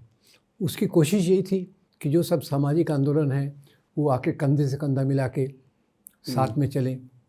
वो बात नहीं हो रही कि जैसे मैं ऐसा कहता हूँ कि ये जो दक्षिण पंथ के लोग हैं आज एक ऐसी मुट्ठी के समान पावरफुल हैं, और जो सामाजिक आंदोलन है वैसे बिखरे हुए हैं। तो उसके कारण जो उनकी धार होना चाहिए बदले हुए समाज में, क्योंकि आंदोलन तो वही होता है बदले हुए समय में अपनी धार को बदलता है। राइट, हथियार आपको बदलने होंगे, हथियार बदलना है। जब आप इंदिरा गांधी के समय आंदोलन कर रहे थे तो आपके हथियार अलग थे, अभी ऐसी खतरनाक शक्ति के खिलाफ आंदोलन कर रहे हैं तो आपको इसको सबसे प्रायोरिटी देना पड़ेगा। महिला अधिकार, जरूर उसका आंदोलन होना चाहिए, पर महिला अधिकार के आंदोलन में भी ये आना चाहिए कि हम ये सांप्रदायिकता के खिलाफ लड़ने को पूरा तैयार है, जो अभी हो रहा है। मैं बम्बई में ये देख रहा हूँ कि बम्बई में एक मुंबई फॉर पीस नाम का संगठन बना है, और उसमें महिला संगठन हो, मजदूर संगठन हो, दलित संगठन हो, सब बहुत महत्वपूर्ण तरीके से अपना योगदान दे रहे हैं। तो इसी में एक सवाल फिर जी ये उभरता है, कई जो आपने कहा ना कि डिवाइडेड है, आंदोलन कर रहे हैं लेकिन सब लोगों का एक यूनिफाइड गोल जैसा कुछ नहीं दिखता। क्या आपको लगता है कि अंडरस्टैंडिंग में कोई कमी है, या क्या इशू कहाँ आता है? जैसे खामनेई साहब के ऊपर जब ट्रंप और नेतन्याहू हमला करते हैं, यानी कि ईरान के ऊपर अमेरिका और इजराइल जब हमला कर रहा है, तो एक धड़ा तो पूरी तरीके से ईरान के पक्ष में हुआ, जिसके बारे में ये प्रचारित कर दिया कि ये तो मुस्लिम परस्त लोग हैं। एक धड़ा जो प्रोग्रेसिव है, जो आलोचना करता है युद्धों की, वो कह रहा है कि हम खामनेई का समर्थन नहीं करते, क्योंकि खामनेई ने भी बहुत क्रूरता की है महिलाओं के खिलाफ। अब यहाँ पर दो मामले हैं, महिलाओं के खिलाफ जो पूरा ईरान में कुछ चल रहा है, आप उसको इस वक्त नोटिफाई करें या उसको इस वक्त एड्रेस करें आप। दूसरी बात ये कि ईरान की संप्रभुता पर हमला हुआ है, अब उसके खिलाफ लड़ें। तो अब दोनों चीज़ों में किसके खिलाफ लड़ें? मतलब राम पुनियानी जी जो हैं वो भाई महिला अधिकारों के भी रक्षक हैं, बिल्कुल, वो इस तरह के आदमी के साथ खड़े नहीं हो सकते, और वो संप्रभुता के भी रक्षक हैं, तो वो संप्रभुता के खिलाफ अगर हमला होगा तो उसके खिलाफ भी खड़े होंगे। तो अब क्या चुनेंगे आप? करेक्ट, ये सवाल है प्रायोरिटी देने का। मुझे लगता है किसी भी देश की संप्रभुता सबसे महत्वपूर्ण होती है, क्योंकि आप मानव अधिकारों को बाहर से नहीं लाद सकते। अगर ट्रंप महोदय और ये नेतन्याहू अगर ये समझते हैं कि हम बाहर से इस पे अटैक करके महिलाओं को अधिकार दे देंगे, वो कभी नहीं हो सकता। अंदर की समस्याएं आपको अंदर ही हल करना पड़ता है, और उसके लिए जबकि हम महिला अधिकारों का पूरा समर्थन करते हैं, उसकी हिपोक्रेसी पे बाद में आता हूँ, पर संप्रभुता का कोई कॉम्प्रोमाइज़ नहीं हो सकता, उस पर कोई समझौता हो ही नहीं सकता। और तीसरा आपको एक अंतर विरोध बताता हूँ, हिपोक्रेसी। उधर अमेरिका जैसे देश में नाबालिग लड़कियों का शोषण किया जा रहा है, और यहाँ महिला अधिकारों की बात की जा रही है। ठीक बात है। ये देखिए कि ये एक बहानेबाजी है। आप इतने सालों तक कहाँ थे? और आपको जितना ने मेरा ज्ञान है नीरज, आपको ये बताऊं कि आयतुल्लाह खोमेनी पहले आए थे, फिर खामेनेई आए, तो ईरान की महिलाओं ने अंदर अंदर संघर्ष करना चालू किया था। अभी बुर्के के खिलाफ एक लड़की मारी गई, एक स्त्री मारी गई, पर उसके खिलाफ यहाँ तक आउटलुक में मैंने रिपोर्ट्स पढ़ी थी, जब आउटलुक पहले कुछ सालों पहले, कि वहाँ की लड़कियों पर बंधन तो है कि आपको स्कार्फ, ये बुर्का पहनना है, स्कार्फ पहनना है। तो एक लड़की का मैंने फ़ोटो देखा बहुत मज़ेदार, जीन्स पैंट पहनी हुई है, टॉप है, हाथ में सिगरेट है, और यहाँ थोड़ा पल्लू उसने डाल दिया सिर पे। तो स्त्रियां अपना रास्ता ढूंढेंगी अगर उनका देश सुरक्षित है। अगर आपका देश सुरक्षित नहीं है, आपको बॉर्डर पे ही लड़ना पड़ रहा है, तो आप नीचे रास्ता नहीं ढूंढ सकते। मुझे तो ये भी कहना है कि कई बार जिन देशों में महिलाओं को बाहर से खतरा नहीं होता, वहाँ अंदर से रिफॉर्म ज़्यादा होते हैं। क्योंकि देखिए, जो महिला को लगता है कि हमारा परिवार इनसिक्योर है, वो खुद की इसके बारे में ज़्यादा नहीं सोचेगी, वो बच्चे के बारे में सोचेगी कि मेरा बच्चा टिफ़िन लेके गया है, शाम को घर पे आएगा कि नहीं। ठीक बात है। मेरा पति कमाने के लिए गया, शाम को आए। तो मैंने बम्बई में महिला मित्रों से बात की, तो उन्होंने मुझे बताया 1992 के जो दंगे करवाए गए, उसके बाद जो महिलाओं का आंदोलन चल रहा था ट्रिपल तलाक के खिलाफ, बुर्के के खिलाफ, और इसके खिलाफ, पॉलीगैमी के खिलाफ, वो आंदोलन कमज़ोर हो गया। एग्जैक्टली, क्योंकि खतरा दूसरा आ गया। मैंने पूछा उनसे, उन्होंने बोला, बाबा जब से ये बम्बई के दंगों में तो और भी बात है क्या, कि एक तो पुरुष लोगों को एक प्रकार का अत्याचार सहन करना पड़ता है, स्त्रियों को 2 प्रकार के अत्याचार, 3 प्रकार के अत्याचार। तो एक तो स्त्रियाँ उससे डर जाती हैं, और उसके बाद फिर जो समाज के अंदर मौलाना ये ज़्यादा शक्तिशाली हो जाते हैं, और फिर मौलाना बोलते हैं, अपना धर्म बोलता है भाई ये बुर्का पहनो, जबकि धर्म ऐसा बोलता भी नहीं है। राइट, सही बात है। अच्छा, अमेरिका जब भी कहता है ना कि हम इनके हक की लड़ाई लड़ेंगे, सबसे पहले उन्हीं को बॉम्ब करता है। अमेरिका ने बोला कि ईरान में महिलाओं के लिए हम करेंगे लड़ाई भाई, और सबसे पहले बच्चियों को, स्कूली बच्चियों के ऊपर ये मिसाइल दाग देते हैं। लेकिन सर अभी देखिए, कहा जाता है कि हिस्ट्री रिपीट्स इटसेल्फ। एक इराक वाला पैटर्न क्या दिख रहा है? क्या इराक के लिए इन्होंने बोला था हम इराक के लोगों को मुक्ति देना चाहते हैं, मतलब हम उनके मसीहा हैं, ये लोग में हमारा स्वागत करेंगे? ऐसा कुछ नहीं होता है। सेम यही है ईरान के लिए बोलते हैं। वहां पे बोले वेपन ऑफ मास डिस्ट्रक्शन है, नहीं निकलता है। यहाँ पे बोल रहे हैं कि न्यूक्लियर भी है इनके पास, इसलिए हम कर रहे हैं। तो वहां का जो रिजल्ट आया कि बाद में देखिए, जो अमेरिका चाह रहा था वो तो हुआ नहीं, बल्कि कह सकते हैं कि टेरर ग्रुप्स का वो गढ़ हो गया, घर बन गया। तो क्या ईरान की भी नियति वही है? क्या हिस्ट्री रिपीट्स इटसेल्फ, या फिर अमेरिका भी पीछे हट सकता है, मुंह की खानी पड़ सकती है? देखिए, एक पहली बात जो आपने कही वो बहुत महत्वपूर्ण बात है कि मैं एक देखता हूँ, पहले उपनिवेशवाद था जी, उपनिवेशवाद भारत में आया और यहाँ की जो हमारी संपत्ति लूट के ले गया। आए थे तो भारत का ग्लोबल कंट्रीब्यूशन था 26%, जी, गए थे तो वो हो गया 4%। वेरी गुड, 22% कम कर दिया खींच लाए। ठीक है। और क्या बोला उन्होंने, ये हमारा भगवान ने हमको एक जिम्मेदारी दी है कि इन जाहिलों को सभ्य बनाओ, civilising mission of the east. तो ये लोग जब हमला करते हैं तो इनका भी एक लॉजिक रहता है, ये भी अपना कुछ घड़ते हैं नैरेटिव। शुरुआत करते हैं हम ईरान से। 1953 ईरान। क्या हुआ कि भाई उस समय एक लोकतांत्रिक प्रक्रिया मजबूती से ऊपर आई। जी, मोहम्मद मोसद्देक प्राइम मिनिस्टर चुन के आया। उसने देखा भाई यहाँ तो अमेरिकन ऑयल कंपनी है, ब्रिटिश ऑयल कंपनी है, तेल मेरा है और फ़ायदा अमेरिका का हो रहा है। तेल की कंपनियों को नेशनलाइज कर दिया। 1 साल के अंदर उसकी सरकार को तख्ता पलट करके रजा शाह पहलवी को बिठा दिया। पहलवियों को। और नारा क्या था कि भाई ये मोसद्देक जो है ना इनएफिशिएंट है, हम एफिशिएंसी लाना चाहते हैं। ये फंडामेंटलिस्ट है। फिर देखिए वियतनाम का तो बहुत फेमस उदाहरण है। वो तो डायरेक्टली अगेंस्ट कम्युनिज्म थे। होचिमिन का जो यहाँ सॉवरेनिटी यहाँ आती है, होचिमिन सॉवरेनिटी से वियतनाम को उसने सरकार बदली और इन्होंने कहा भाई ये तो कम्युनिस्ट है और कम्युनिज्म तो दुनिया में बर्बाद कर देगा। उसका समर्थन यहाँ के भी कुछ लोगों ने किया। गेस कीजिए किसने किया होगा। जब उसने वियतनाम पे आक्रमण किया, 5 लाख सैनिक भेजे, नैपैम बॉम्ब यूज़ किया, एजेंट ऑरेंज यूज़ किया उनके खिलाफ। और एक जो तस्वीरें आप देखेंगे वियतनाम की, दिल दहला देगी। अब हमला किसने किया? अमेरिका ने। पीछे हटना पड़ा। फिर एक और देखिए, मैं जब नया आया था तो इसलिए मुझे बहुत याद है, 1973 चिली में अलेंदे, सैल्वाडोर अलेंडे, मार्क्सिस्ट चुन के प्रेसिडेंट आया। उसने मेरे तो बताने के तरीके में उसने भी यही सोचा, यार तांबा हमारा है और उसका फ़ायदा सब पूरा इंटरनेशनल टेलीग्राफ कंपनी ले रही, अमेरिका ले रही, ये क्यों? नेशनलाइज कर दिया। 6 महीने के अंदर उसकी सरकार गायब और वहाँ के मिलिट्री डिक्टेटर को उनका ये कर दिया, जिसने क्रूरता से पूरा चिली का सब सत्यानाश कर डाला। तो आप जो बात कह रही हैं कि साम्राज्य, पहले उपनिवेशवाद और अभी साम्राज्यवाद ये नारे ढूंढता है दूसरे देशों पर अटैक करने के लिए ताकि उसका फ़ायदा हो सके। इराक में वेपन्स ऑफ मास डिस्ट्रक्शन, और सोल्जर्स को क्या बताया गया, कैसा ब्रेन वॉश किया गया। कहा गया कि धर्म युद्ध तो खैर अभी यहाँ भी आ गया, धर्म युद्ध तो कभी भी अपन ला सकते हैं, धर्म बहुत इजी चीज़ है, ये धर्म युद्ध कहीं से ले लो। हाँ, क्या कहा गया, इराक के लोग सद्दाम हुसैन के अत्याचारों से त्रस्त हैं, आप जाओगे तो लोग आपको बुके देंगे, फूलों का गुलदस्ता देंगे, चॉकलेट्स देंगे। अपन होते तो अपन भी चले जाते।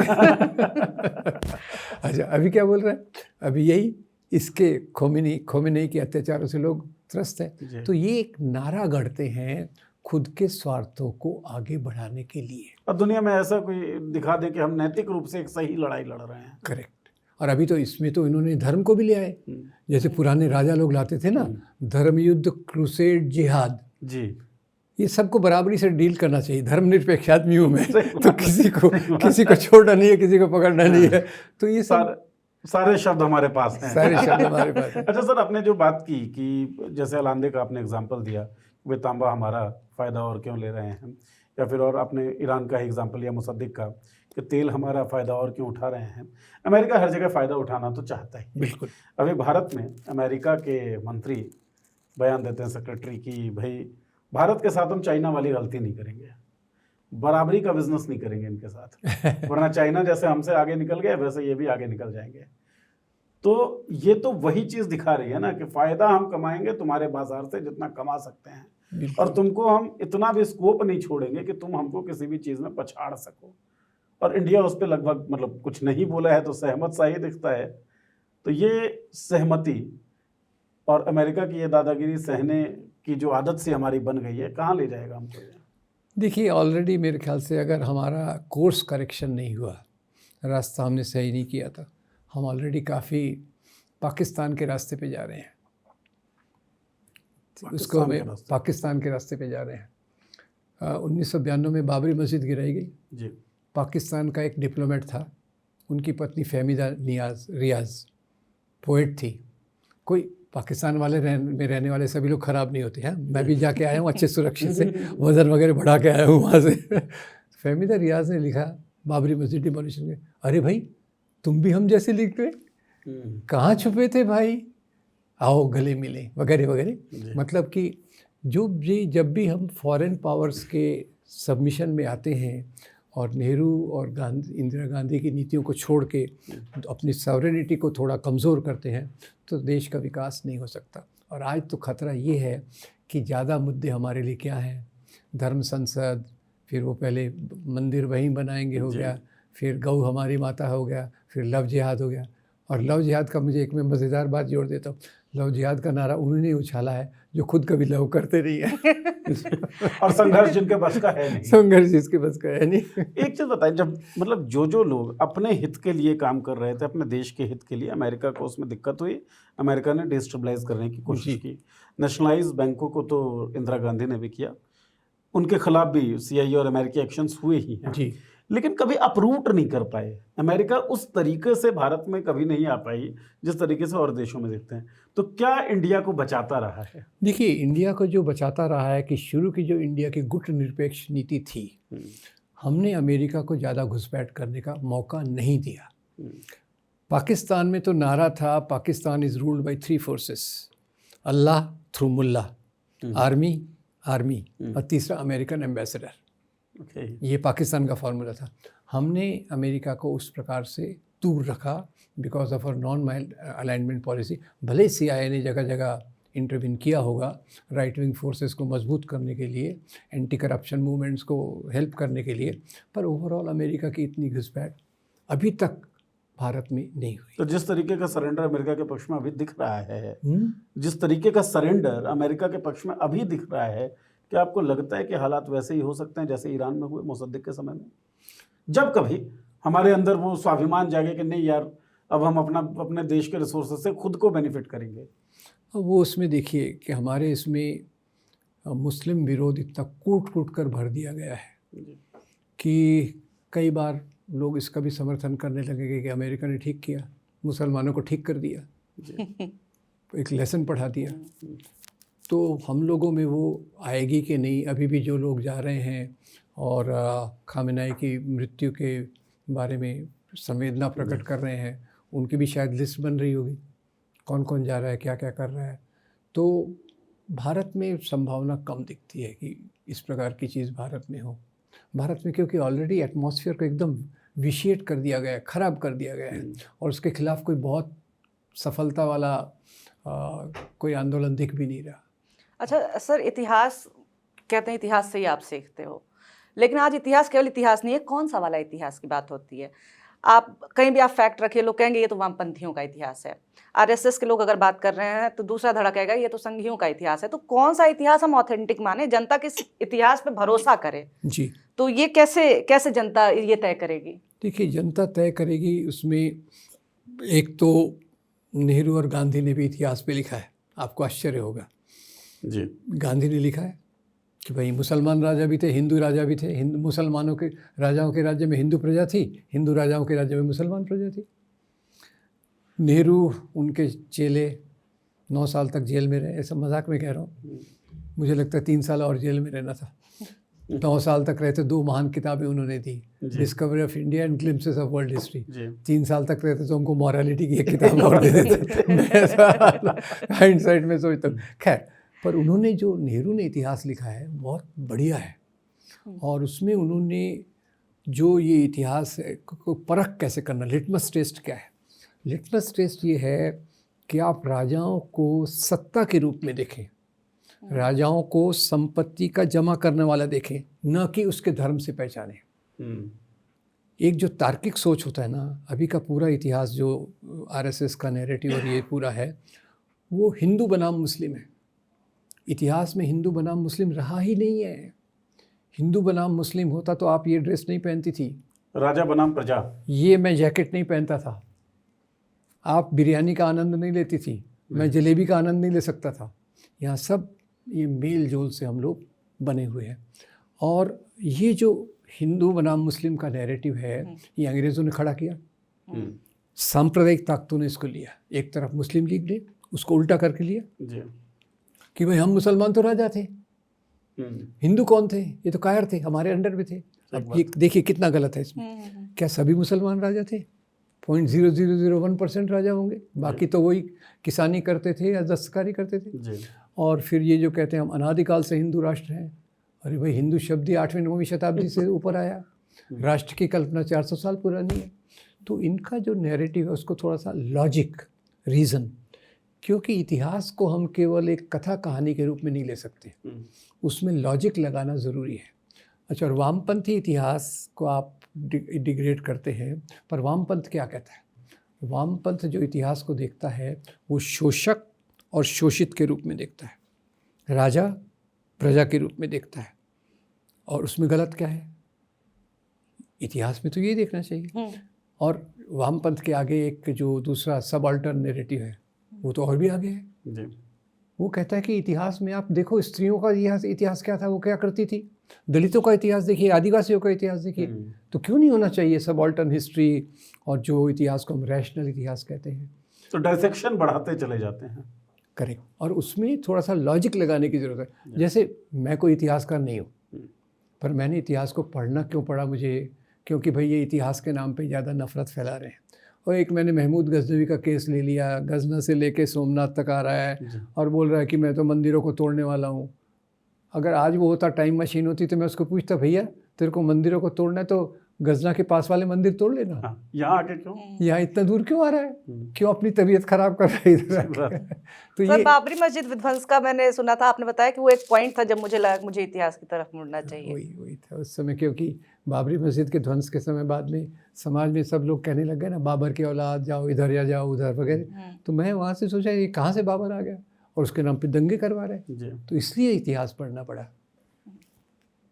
अच्छा सर, एक और चीज देखिए, जितनी बातचीत हो रही है उससे ये तो पता चल रहा है कि जो संघी विचारधारा है वो अंग्रेजों के बहुत करीब है, बिल्कुल काफी मेल भी खाती है, काफी उनको सपोर्ट भी रहा है। तो पूरा वैसा ही है। तो क्या मतलब यही कारण है क्या कि जो असल रॉबर थे हिंदुस्तान के अंग्रेज, उनसे नफरत नहीं है इनको?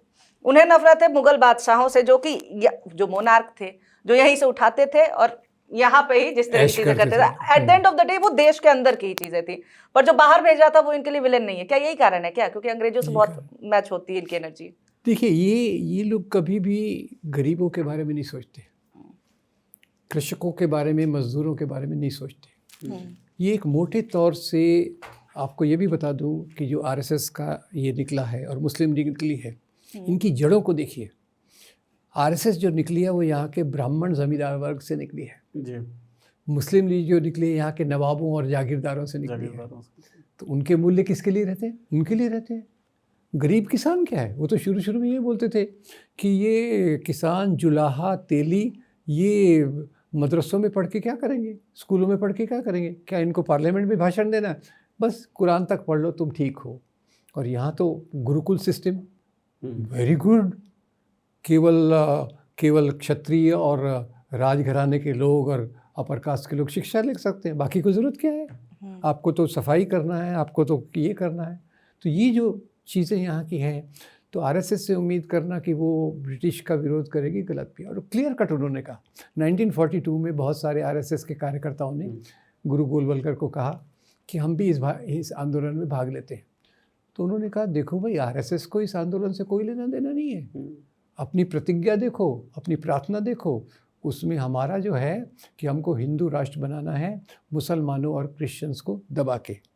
ब्रिटिशों का विरोध हमारे इसमें कहीं भी नहीं है, तो हमारा एजेंडा ही नहीं है, एजेंडे में नहीं है। अच्छा, अब आपने बोला कि एजेंडा इनका, क्योंकि ये जहाँ से निकले उससे डराइव होता है, तो कैपिटलिस्ट का इंटरेस्ट इनका एजेंडा है जी। लेकिन सर, भारतीय इतिहास में जब देखते हैं तो राम मनोहर लोहिया से लेके जेपी तक, अभी नीतीश कुमार हालिया एग्जाम्पल, जी, ये दक्षिणपंथी पार्टी में या आरएसएस में चले ही जाते हैं।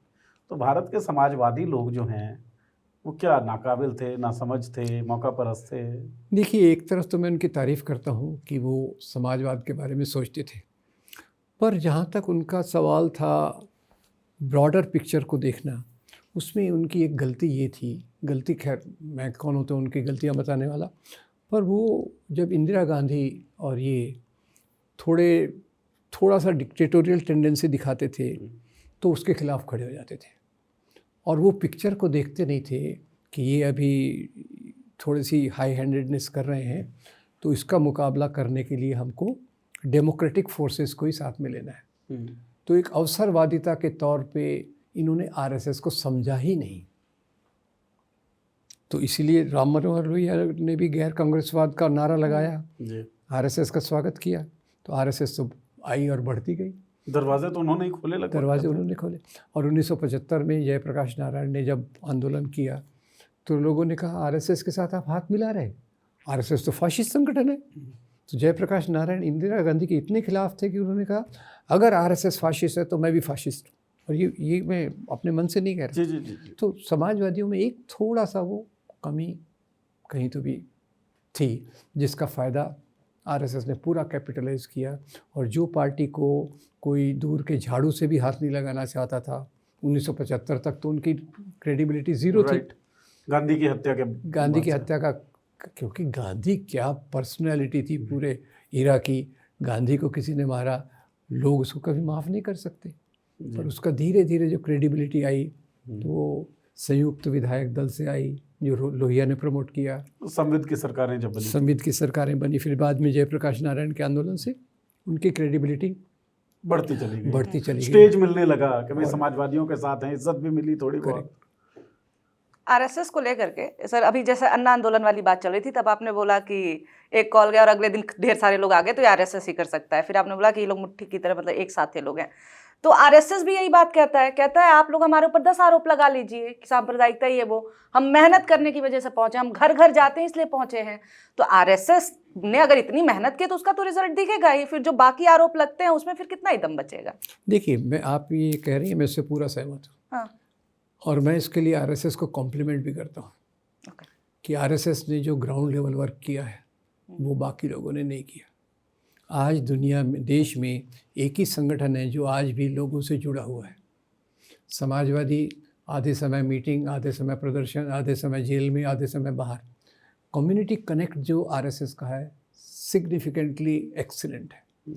उसके कारण उनको सलाम करना पड़ेगा और हमें सोचना पड़ेगा कि हमारे में ऐसी क्या कमी रह गई कि हमने सही विचारधारा को पकड़ा पर जनता को बदल नहीं पाए। क्योंकि यहाँ पूरा सेकुलराइजेशन हुआ नहीं, पूरी ज़मींदारी खत्म नहीं हुई, आधी ज़मींदारी चल रही है, आधा आधुनिक युग चल रहा है।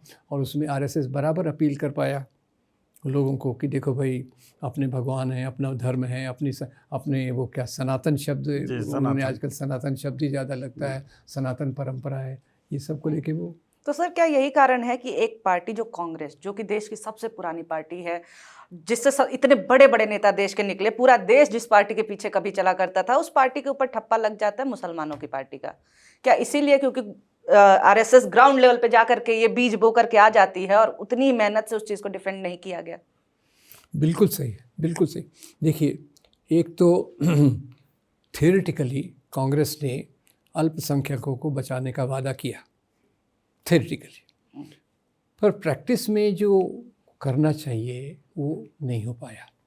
उसका आधा कारण कांग्रेस के अंदर है, आधा कारण आरएसएस के अंदर है। क्योंकि जैसे आपने बिल्कुल सही कहा, उनका ग्राउंड लेवल पे कनेक्ट इतना अच्छा है, जो बात वो फैलाना चाहे एक दिन के अंदर फैला सकते हैं। गणपति को दूध पिलाना है कल के दिन हम पिला देंगे। घर घर सिंदूर पहुंच गया था ऑपरेशन के बाद। तो खैर वो तो औरतों का था कि जिन्होंने सिंदूर की कीमत समझी, एक चुटकी सिंदूर की कीमत समझी और रिजेक्ट कर दिया, खैर वो अलग हो गया। पर ये जो सवाल है कि आरएसएस का जो प्रोपोगंडा है फैंटास्टिक, बहुत ही पावरफुल है। और बाद में तो खैर सब चीज़ें जुड़ती गई। 1978 से आडवाणी जी ने आके प्रेस इंस्टीट्यूशंस में आरएसएस वाले बिठा दिए। अभी 2014 से तो पूछिए मत, यूनिवर्सिटीज़ उनके कंट्रोल में, मीडिया उनके कंट्रोल में, एडमिनिस्ट्रेशन में अंदर से भी वो, बाहर से भी वो। तो अभी तो पिक्चर और। लेकिन सर, कम्युनिटी मैपिंग के लिए आपको कोई मीडिया नहीं चाहिए था। कम्युनिटी मैपिंग के लिए तो आपको लोगों के बीच में जाना था। करेक्ट। तो जो ये फोर्सेस हैं, जो सांप्रदायिकता के खिलाफ लड़ने वाले फोर्सेस हैं, लोगों के बीच जाने से हिचकते क्यों थे? लोग उनको अछूत क्यों लगते थे? खैर वो मतलब है, मेरे ख्याल से वो तो ये सवाल पिछली चर्चा में मैंने पूछा था। ये बहुत गलती हुई, पूरे आंदोलन की गलती हुई। अब बताइए, बम्बई जैसे शहर में जहाँ ट्रेड यूनियंस इतने मजबूत हैं, वहाँ लेफ्ट यूनियन स्ट्रांग है जहाँ तक बोनस और वेतन का सवाल है। बाकी समय पे वहाँ सत्यनारायण पूजा होती है, राइट, धार्मिक कार्यक्रम होते हैं। मैं खुद भी थोड़ा बहुत इन्वॉल्व था, दूर से देखता था ये सब चीज़ें। तो यहाँ शंकर गुहा नियोगी का मॉडल जो होना चाहिए था वो नहीं हुआ। शंकर गुहा नियोगी भिलाई क्या किया उसने? उसने ये नहीं देखा कि मुझे केवल इनके मज़दूरों का वेतन बढ़ाना है, ये देखा कि जन्म से लेकर मृत्यु तक मज़दूर के जीवन में जो होता है उस सब से मुझे जुड़ना है। तो उसकी शिक्षा, स्वास्थ्य, हॉस्पिटल और स्कूल, हर चीज़ में वो इन्वॉल्व था। जो मॉडल उसने, इसीलिए उसकी हत्या कर दी गई। जो मॉडल उसने विकसित किया था, अगर वो कम्युनिस्टों ने किया होता या सोशलिस्टों ने किया होता तो आज दक्षिण पंथ का कोई सवाल ही नहीं उठता था। काश उनके अमल भी हों अच्छे, जिनकी बातें बहुत प्यारी हैं। बातें प्यारी रह गई, अमल अच्छा नहीं हुआ। बिल्कुल बिल्कुल। और बहुत बेसिक लेवल से भी आप देखें ना, प्रोपेगेंडा जो है आप दिमागों में जो भरी जा रही हैं चीज़ें, अब हमला जो है वो बच्चों की किताबों पे हो रहा है। अब देखिए एनसीईआरटी को लेकर के हम लोग तो बाकायदा शो भी किए हुए हैं, फिल्म्स के जरिए हो रहा था, तब भी चलो गनीमत है, आदमी फिल्म नहीं देखेंगे जा करके, लेकिन स्कूल की किताबों में जिस तरह से अटैक हो रहा है तो कह सकते हैं कि बहुत ही सूक्ष्म लेवल पे ब्रेन वॉश करना शुरू कर चुके हैं। और यही कारण है कि आज सोशल मीडिया पे आप देखें तो जो यंग एज, जो जेनजी क्राउड है, वो बहुत ज़्यादा प्रोपेगेंडा के समर्थन में भी आ रही है। और ऐसे इन्फ्लुएंसर्स भी निकल रहे हैं जो कि वही बोल रहे हैं जो सरकार बोल, उनका ही मुखपत्र है वो। तो क्या यही कारण है कि किताबों पे अटैक करेंगे तो बच्चे इस तरह से पढ़ेंगे नहीं, ब्रेन वॉश हो जाएंगे और हमारी जो सरकार है उसको वोट देने वाले बने रहेंगे दुनिया में? देखिए, ये लोगों की सोच का आखिरी किला है स्कूल की किताबें। अभी तक इन्होंने किया जो, वो तो कानाफूसी सोशल मीडिया, अखबार, टेलीविज़न के माध्यम से किया। आपके हाथ में अगर स्कूल की टेक्स्ट बुक आ गई तो आप तो पूरी सोच को सिर के बल खड़ा कर सकती हैं। फाउंडेशन ही आप फाउंडेशन को ही आप कर सकती हैं। और जो हम बचपन में पढ़ते थे राजाओं के बारे में, जैसे हमारे समय में खुद सोच काफ़ी सही चलती थी। और जिस प्रकार का साहित्य भी हम पढ़ते थे, जैसे प्रेमचंद का एक मुझे नाम याद आता है, बाकी तो मुझे नाम भूल गया, भले मैं एक समय में हिंदी काफ़ी पढ़ता था, पर उसमें जो आपकी सेंसिटिविटी डेवलप होती थी वो अभी ख़त्म हो गई। अभी आप देखिए, एक आपको उदाहरण बताता हूँ कि हम पाकिस्तान के रास्ते पे कैसे चल रहे हैं। पाकिस्तान ने अपनी स्कूल की टेक्स्ट बुक से हिंदुओं का पूरा वर्णन हटा दिया। पढ़ाते क्या है फिर? हाँ, पढ़ाते हैं कि हमारे महान मुसलमान राजा, वो कौन से मोहम्मद बिन कासिम से लेके तो औरंगज़ेब और उसके बाद यही महान थे। तो वहाँ बच्चों में इतनी नफ़रत है कि वीर संघवी का मैंने एक लेख पढ़ा था कि एक इंडियन डिप्लोमेट पाकिस्तान जाता है और पाकिस्तान में अपने कंटेम्प्रेरी को मिलता है, तो वो बात करते रहते हैं कि वो डिप्लोमेट की बेटी आती है स्कूल में पढ़ने वाली, 7वीं 8वीं। तो ये पाकिस्तानी डिप्लोमेट बेटी को कहते हैं, बेटा ये अंकल हैं, भारत से आए हैं, ये हिंदू है, भारत से आए हैं, हिंदू है। तो लड़की तुरंत गालियाँ निकालना शुरू कर देती है। अभी हमारी किताबों से मुग़ल गायब हो रहे। तो उसमें मैंने एक बहुत बेहतरीन मीम देखा था, वो आपको याद होगा ना, मुग़ल आज़म, वो जो सलीम अनारकली से मोहब्बत करता रहता है, तो वो सलीम अनारकली को कह रहा है, उठो अनारकली, अब हम किताबों से गायब हो गए। फिर वो वरुण ग्रोवर ने बहुत अच्छा जोक निकाला, बहुत शानदार जोक था कि कोई टूरिस्ट आएगा, पूछेगा ताजमहल किसने बनाया, पूरे एक श्रीवास्तव साहब ने बनाया था, इलेक्ट्रिसिटी के ट्रांसमिशन। मीम्स तो आप खूब देख रहे हैं सर। तो देखिए, पर सवाल ये है कि एक पैरेलल एजुकेशन की अभी खैर हमारे आंदोलन को कितनी चीज़ों की ज़रूरत है, आई कांट टेल यू। अब ये किताबों पे जो हमला है उसका जवाब बहुत ही मुश्किल है। अब कहाँ तक किताबों को सब्स्टिट्यूट करेंगे? इंडियन नॉलेज सिस्टम के नाम पे सब अंधविश्वास को लाया जा रहा है। और जो हमारे बाबा हैं बागेश्वर धाम वाले, वो हमारे प्रधानमंत्री के छोटे भाई बन गए। ठीक बात है। सर ने बोला उनको कि अपने हिंदू गांव में तुम मस्जिद भी बनवाओ। सर क्यों बोले थे? मैं वही बोला था कि बागेश्वर धाम वाले बाबा हिंदू गांव बना रहे हैं रियल एस्टेट में, ये इसका इतना रेट रहेगा, केवल हिंदुओं को एंट्री रहेगी। तो मैंने लिखा भैया हिंदू गांव जरूर बनाओ, पर वहाँ एक मस्जिद भी बनाना, नहीं तो रामनवमी के दिन लोग जाके नाचेंगे कहाँ। अच्छा तो देखिए इंस्टाग्राम पे सारे कंटेंट उनको तो ठीक ठाक कंज्यूम कर रहे हैं। हाँ। वरुण ग्रोवर को सुन पढ़ रहे हैं, मीम देख रहे हैं। मूवीज भी देखते रहे हैं क्या? मूवी अभी तो देखिए जवानी के दिनों में हाँ मूवीज़ तो बहुत बेहतरीन मूवीज़ हैं। अभी ये शायद महेश लाया होगा तो एक मैं बुक दूंगा, उसके लास्ट 10 पेजेस में मैंने मूवीज़ की लिस्ट भी बनाई है। अरे वाह।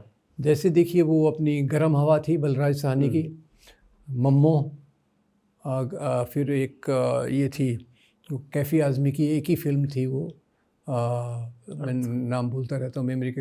ऐसी बहुत फिल्में हैं यार। अर्थ तो नहीं थी शायद? हाँ अर्थ नहीं, इतनी बेहतरीन फिल्मों की लिस्ट है।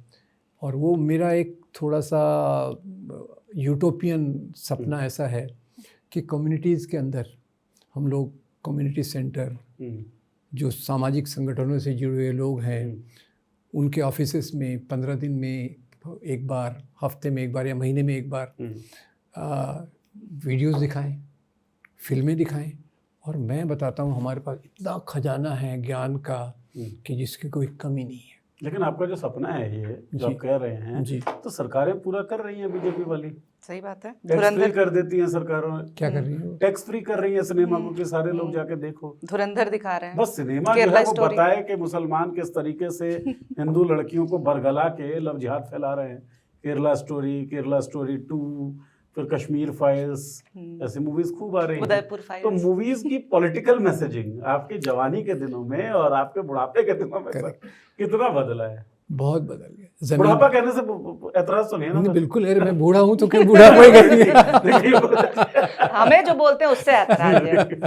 नहीं, मुझे कोई ऐतराज नहीं। उस समय तो जैसे फेवरेट फिल्मों में मुगल आजम आता था। अब मुगल आजम को आप देखिए, फिक्शन तो है वो, पर सोसाइटी का एक रिफ्लेक्शन देता है। तो मुगल आजम में आप क्या देख रहे हैं कि वो भगवान कृष्ण का जन्मदिन मनाया जा रहा है। वो क्या प्यारे प्यारे गीत भगवान कृष्ण पे उसमें गाए जाते हैं। अभी बूढ़ा होने से थोड़ा पहले एक लगान फिल्म आई थी जी। लगान में ओ पालन हारे निर्गुण और न्यारे, जावेद अख्तर लिख रहे हैं, AR रहमान उसका म्यूजिक दे रहे हैं, आमिर खान एक्ट कर रहे हैं। और उससे भी सबसे बड़ा उदाहरण तो हमारी वो बैजू बावरा, आपने शायद नहीं देखी होगी, हमारी जनरेशन की फिल्म है। छोटे थे तब मैंने तो देखी। देखिए फिर से बैजू बावरा जो गीत गाता है, मन तड़पत हरि दर्शन को आज, ये शकील बदायूनी लिखते हैं, मोहम्मद रफ़ी गाते हैं और नौशाद अली इसको म्यूजिक देते हैं। Right. Nothing can be better. ये हम हैं और उसी खाद्य पे हम लोग पले हुए हैं। हमारी जनरेशन तो सभी तो नहीं, पर कम से कम मैंने तो उनसे बहुत बेनिफिट किया है। फिल्में हों ऐसी बेहतरीन। अब 2 बीघा ज़मीन देखिए जी। एक मैं कल्चर की बात बताता हूँ। 2 बीघा ज़मीन का ज़माना था, अब ज़माना आ गया हम आपके हैं कौन। हमारे समय में, पता नहीं आपके समय में था कि नहीं, कॉफ़ी हाउस हमारा मेन रहता था क्लासेस के सिवा। क्लासेस को बंक करके कहाँ बैठना, तो कॉफ़ी हाउस में, और क्या चर्चा करना, कम्युनिज्म, चाइना, रशिया, इंडिया, किसकी क्या गलती है। 3 घंटे 31 पैसे की कॉफ़ी पे गुजार देना। अभी कैफ़े कॉफ़ी डे में जाना हो तो 3 बार सोचना पड़ता है, यार 180 रुपए की कॉफ़ी है, लेकिन अकाउंट चेक करो पहले। लेकिन सर, हिस्ट्री और लेजेंड के बीच का अंतर भी तो मिट चुका है ना। फॉर एग्जाम्पल पद्मावत आप देखिए, वो हिस्ट्री की एक फिल्म बता करके, और पद्मावत जो कि एक लेजेंड है, उसको मिथ नहीं कहेंगे, लेजेंड ही कहेंगे ना। Correct me if I am wrong. Myth है वो। हाँ, तो मतलब मिथ, लेजेंड और हिस्ट्री, इनके बीच का जो अंतर मिट रहा है, उसको आप कैसे देख रहे हैं? क्योंकि लोग उसके लिए करणी सेना भी रोड पे आ जाती है, मार बवाल छिड़ जाता है कि दीपिका की नाक काटो, गर्दन काटो। इसको आप कैसे पहले जो मूवी जैसे हिस्ट्री दिखाते हुए भी कई सारी क्रिएटिव फ्रीडम भी लिया गया है मुगल आजम में, लेकिन अभी जो है ना, वो केवल क्रिएटिव फ्रीडम नहीं नजर में आ रहा है। तो उसको कैसे देखते हैं? अभी देखिए, अभी जो ये किया जा रहा है वो नफरत फैलाने के लिए किया जा रहा है। वैसे देखा जाए तो जैसे पद्मावती नाम था, पद्मावत उसको नाम दिया ना, तो ये अमीर खुसरो ने एक नावल, एक सूफी संत नावल के रूप में लिखा था, ये बताने के लिए आपकी दुनिया की चीज़ों से, ब्यूटी से, संपत्ति से ज़्यादा अटैच मत हो। उसने नावल के रूप में लिखा और नायक के नाम अलाउद्दीन खिलजी जैसे रख दिया। तो क्या हुआ कि वो ये इसको जो लोक कवि रहते हैं ना, उन्होंने इसको कविता के रूप में गांव-गांव जाके गाना शुरू कर दिया। और 200 साल 300 साल बाद जब ब्रिटिश आए तो उनके साथ एक हिस्टोरियन आया जेम्स टॉड। जेम्स टॉड ने उसको कहा कि भाई गांव के लोग ये बोले तो सच होगा, उसने इसको हिस्ट्री बना के प्रेजेंट कर दिया। तो वहाँ से फिर वो एक हिस्ट्री बनाने की कोशिश की गई और आज के फिल्म निर्माताओं के लिए तो बेहतरीन मसाला है वो। पर जबकि कि वो एक तोता है जो ये बताता है कि वो इतनी सुंदर औरत है और वो अपनी पूरी सेना लेके आता है, ये तो भाई सुंदरता की तो कमाल है, पर कहानी बताने शासक ऐसा करेगा, इतना मूर्ख तो नहीं हो सकता कि शासक कम से कम किसी भी धर्म का हो। तो सर बातचीत थोड़ी सी लंबी तो चल रही है, वक्त की अपनी मर्यादा है, तो उसमें हम लोग बातचीत को अंत की तरफ मैं ले जाना चाहूँगा। और एक सवाल, धर्म का यूज बड़ा आसान हो गया है, हमारी चर्चा में ही आपने ये बात कही अभी, लेकिन ईरान का जो स्ट्रगल है फिलहाल इजराइल और अमेरिका के खिलाफ, आप सुपर पावर अमेरिका हैं, इजराइल सैन्य ताकत में बहुत मजबूत मानी जाती है, कम से कम परसेप्शन ऐसा ही है, लेकिन इजराइल घुटने नहीं टेक रहा है। एक चीज कारण, एक तो आपसे मैं जानना चाहूँगा घुटने क्यों नहीं टेक रहा है। दूसरा, एक थ्योरी ये चल रही है कि ईरान के जो लोग हैं शिया मुस्लिम बहुल हैं और शहादत में उनका जो यकीन है वो उनके धर्म से आता है। करेक्ट। तो क्या आपको लगता है ये एक बहुत बड़ी वजह है कि रिटेलिएशन ईरान का बहुत ज़बरदस्त हो रहा है? देखिए, मुझे खैर ये एक कवर हो सकता है, पर ईरान ने पहले से रियलाइज़ किया था, जैसे क्योंकि अमेरिका ने इराक के थ्रू 10 साल तक ईरान के ख़िलाफ़ लड़ाई की, और ये जो धर्म वाले आयतुल्लाज हैं उन्होंने इस बात को रियलाइज़ किया कि हमको अगर इस एरिया में सरवाइव करना है अपने तेल को बचा के, तो हमको अपनी मजबूती ग्राउंड लेवल पे करना पड़ेगा। तो इसीलिए उन्होंने जब पूरा अपना देखा तो अपने सिस्टम को नीचे से ऊपर तक मजबूत कर दिया। अब उसको आप शहादत, शिया शहादत के जोड़ सकते हो तो वो है, पर मुझे लगता है ज़्यादा तो ये उनकी जो सेल्फ प्रिजर्वेशन की जो भावना है वो इसमें ज़्यादा मजबूत है। और उन्होंने बाकी समाज का सुधार नहीं किया, जैसे मैंने कहा कहीं भी खतरा आता है तो समाज सुधार पीछे रह जाता है, तो उन्होंने समाज सुधार पे जोर नहीं, पर खुद को पावरफुल ज़मीनी लेवल पे बनाने के लिए उन्होंने, मतलब उनको थ्रेट एग्जिस्टेंशियल दिख रहा था तो उससे बचाने के लिए उन्होंने पूरी तैयारी ऊपर से नीचे तक की, और जो आज हमको दिख भी रही है। तो आपसे निवेदिता अनुमति लेते हुए एक आखिरी सवाल सर से पूछता हूँ। सर, आपने जैसे कहा कि कॉफ़ी हाउस में 30 रुपए की कॉफ़ी पे घंटों रशिया और चाइना की चर्चा आप करते थे, तो उन चर्चाओं से हमको लाभान्वित करिए आप, और ये बताइए कि वर्ल्ड ऑर्डर पे तो बहुत बड़ा इम्पैक्ट पड़ेगा ही जी, इजराइल और अमेरिका के सेक्शन से। अमेरिका चाहता भी यही है कि भाई डी-डॉलराइजेशन की बात चलने लगी थी, वो बातचीत अब ख़त्म हो, फिर से हम युद्धों में ढकेले ताकि 40-50 साल हमारे सुरक्षित हो पाएँ। अब अगर अमेरिका के इस कदम को रोका नहीं जा सकता या मुखालफत नहीं की जाती, तब चाइना और रशिया, उनके सपने तो पस्त होंगे, सुपर पावर आप कैसे बनोगे, अमेरिका ही रहेगा दादा। लेकिन फिर भी रशिया और चाइना डायरेक्टली ईरान के सपोर्ट में नहीं आ रहे हैं, मतलब उन्होंने बोला है वर्बली, फिजिकली नहीं आ रहे हैं, उसका क्या कारण आपको लगता है? देखिए, एक तो हर एक देश अपना फ़ायदा देखता है कि इसमें मेरा क्या फ़ायदा है, और दूसरा कई बार स्टेजेस भी होती हैं, जैसे कि कोई अभी कह रहा था सेकंड वर्ल्ड वॉर एक ही समय चालू नहीं हुआ कि सभी देश एक साथ आ गए, लोग धीरे धीरे उसमें अपने इंटरेस्ट को देख के इन्वॉल्व होते हैं। तो रशिया और चाइना का वही इंटरेस्ट है, वही कैलकुलेशन होगा कि हम सही समय पर इसको मदद जिस प्रकार की चाहिए उस प्रकार की करेंगे। मेरे ख्याल से रशिया ने तो ऑलरेडी कहा है कि हम हेल्प करेंगे, वैसे मॉरली उनके साथ हैं, पर हेल्प करने की भी बात चल रही है अभी। वो चाइना ने भी कहा कि हम साथ खड़े हैं, और तो हेल्प करने की बात भी आ जाएगी। ये पहला स्टेज है, दूसरा स्टेज वही होगा मेरे ख्याल से। तो मतलब आप जो स्टेजेस गिनवा रहे हैं, तो आप ये बात मान रहे हैं कि ये विश्व युद्ध की तरफ जा सकता है युद्ध? अगर इजराइल ने ऑलरेडी, देखिए उसके निगेटिव बात मैं बताता हूँ, ऑलरेडी मुझे लगता है ट्रंप चाहता है युद्ध बंद हो जाए जी, अलग अलग बहाने से। सिर्फ इजराइल को ये युद्ध को आगे ले जाना है, क्योंकि उस एरिया में वो नहीं चाहता कि कोई और पावरफुल देश रहे। तो इजराइल कब तक टिक सकता है उस पर डिपेंड करता है। मेरे ख्याल से अमेरिका तो इससे अपने हाथ धो लेगा आते जाते समय, उसका ऑलरेडी दिख रहा है। मैं तो ये सोच रही हूँ कई स्टेजेस हैं सर, तो आखिरी स्टेज तक आते आते भारत का क्या हाल रहने वाला है? भारत तो अभी तक फर्स्ट स्टेज में जब हमारा ये हाल है तो हाँ, भारत का तो त्रिशंकु हाल है। वो अभी तो मेरे ख्याल से इसमें इन्वॉल्व नहीं होगा, अनलेस अमेरिका का दबाव बहुत रहा, और अमेरिका खुद ही इसमें अभी वीक पड़ रहा है।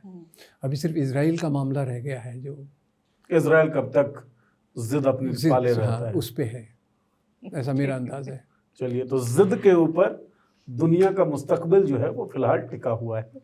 बहुत सारी बातें सर से हुई और पिछली बार भी हुए थे, तो हम लोग बहुत ज़्यादा प्लान नहीं कर पाते कि किस दिशा में बात करेंगे, क्योंकि सर आए हैं, एक निश्चित समय होता है और जितनी बात कर सके उतनी बात हम कर लें, ऐसा लगता है।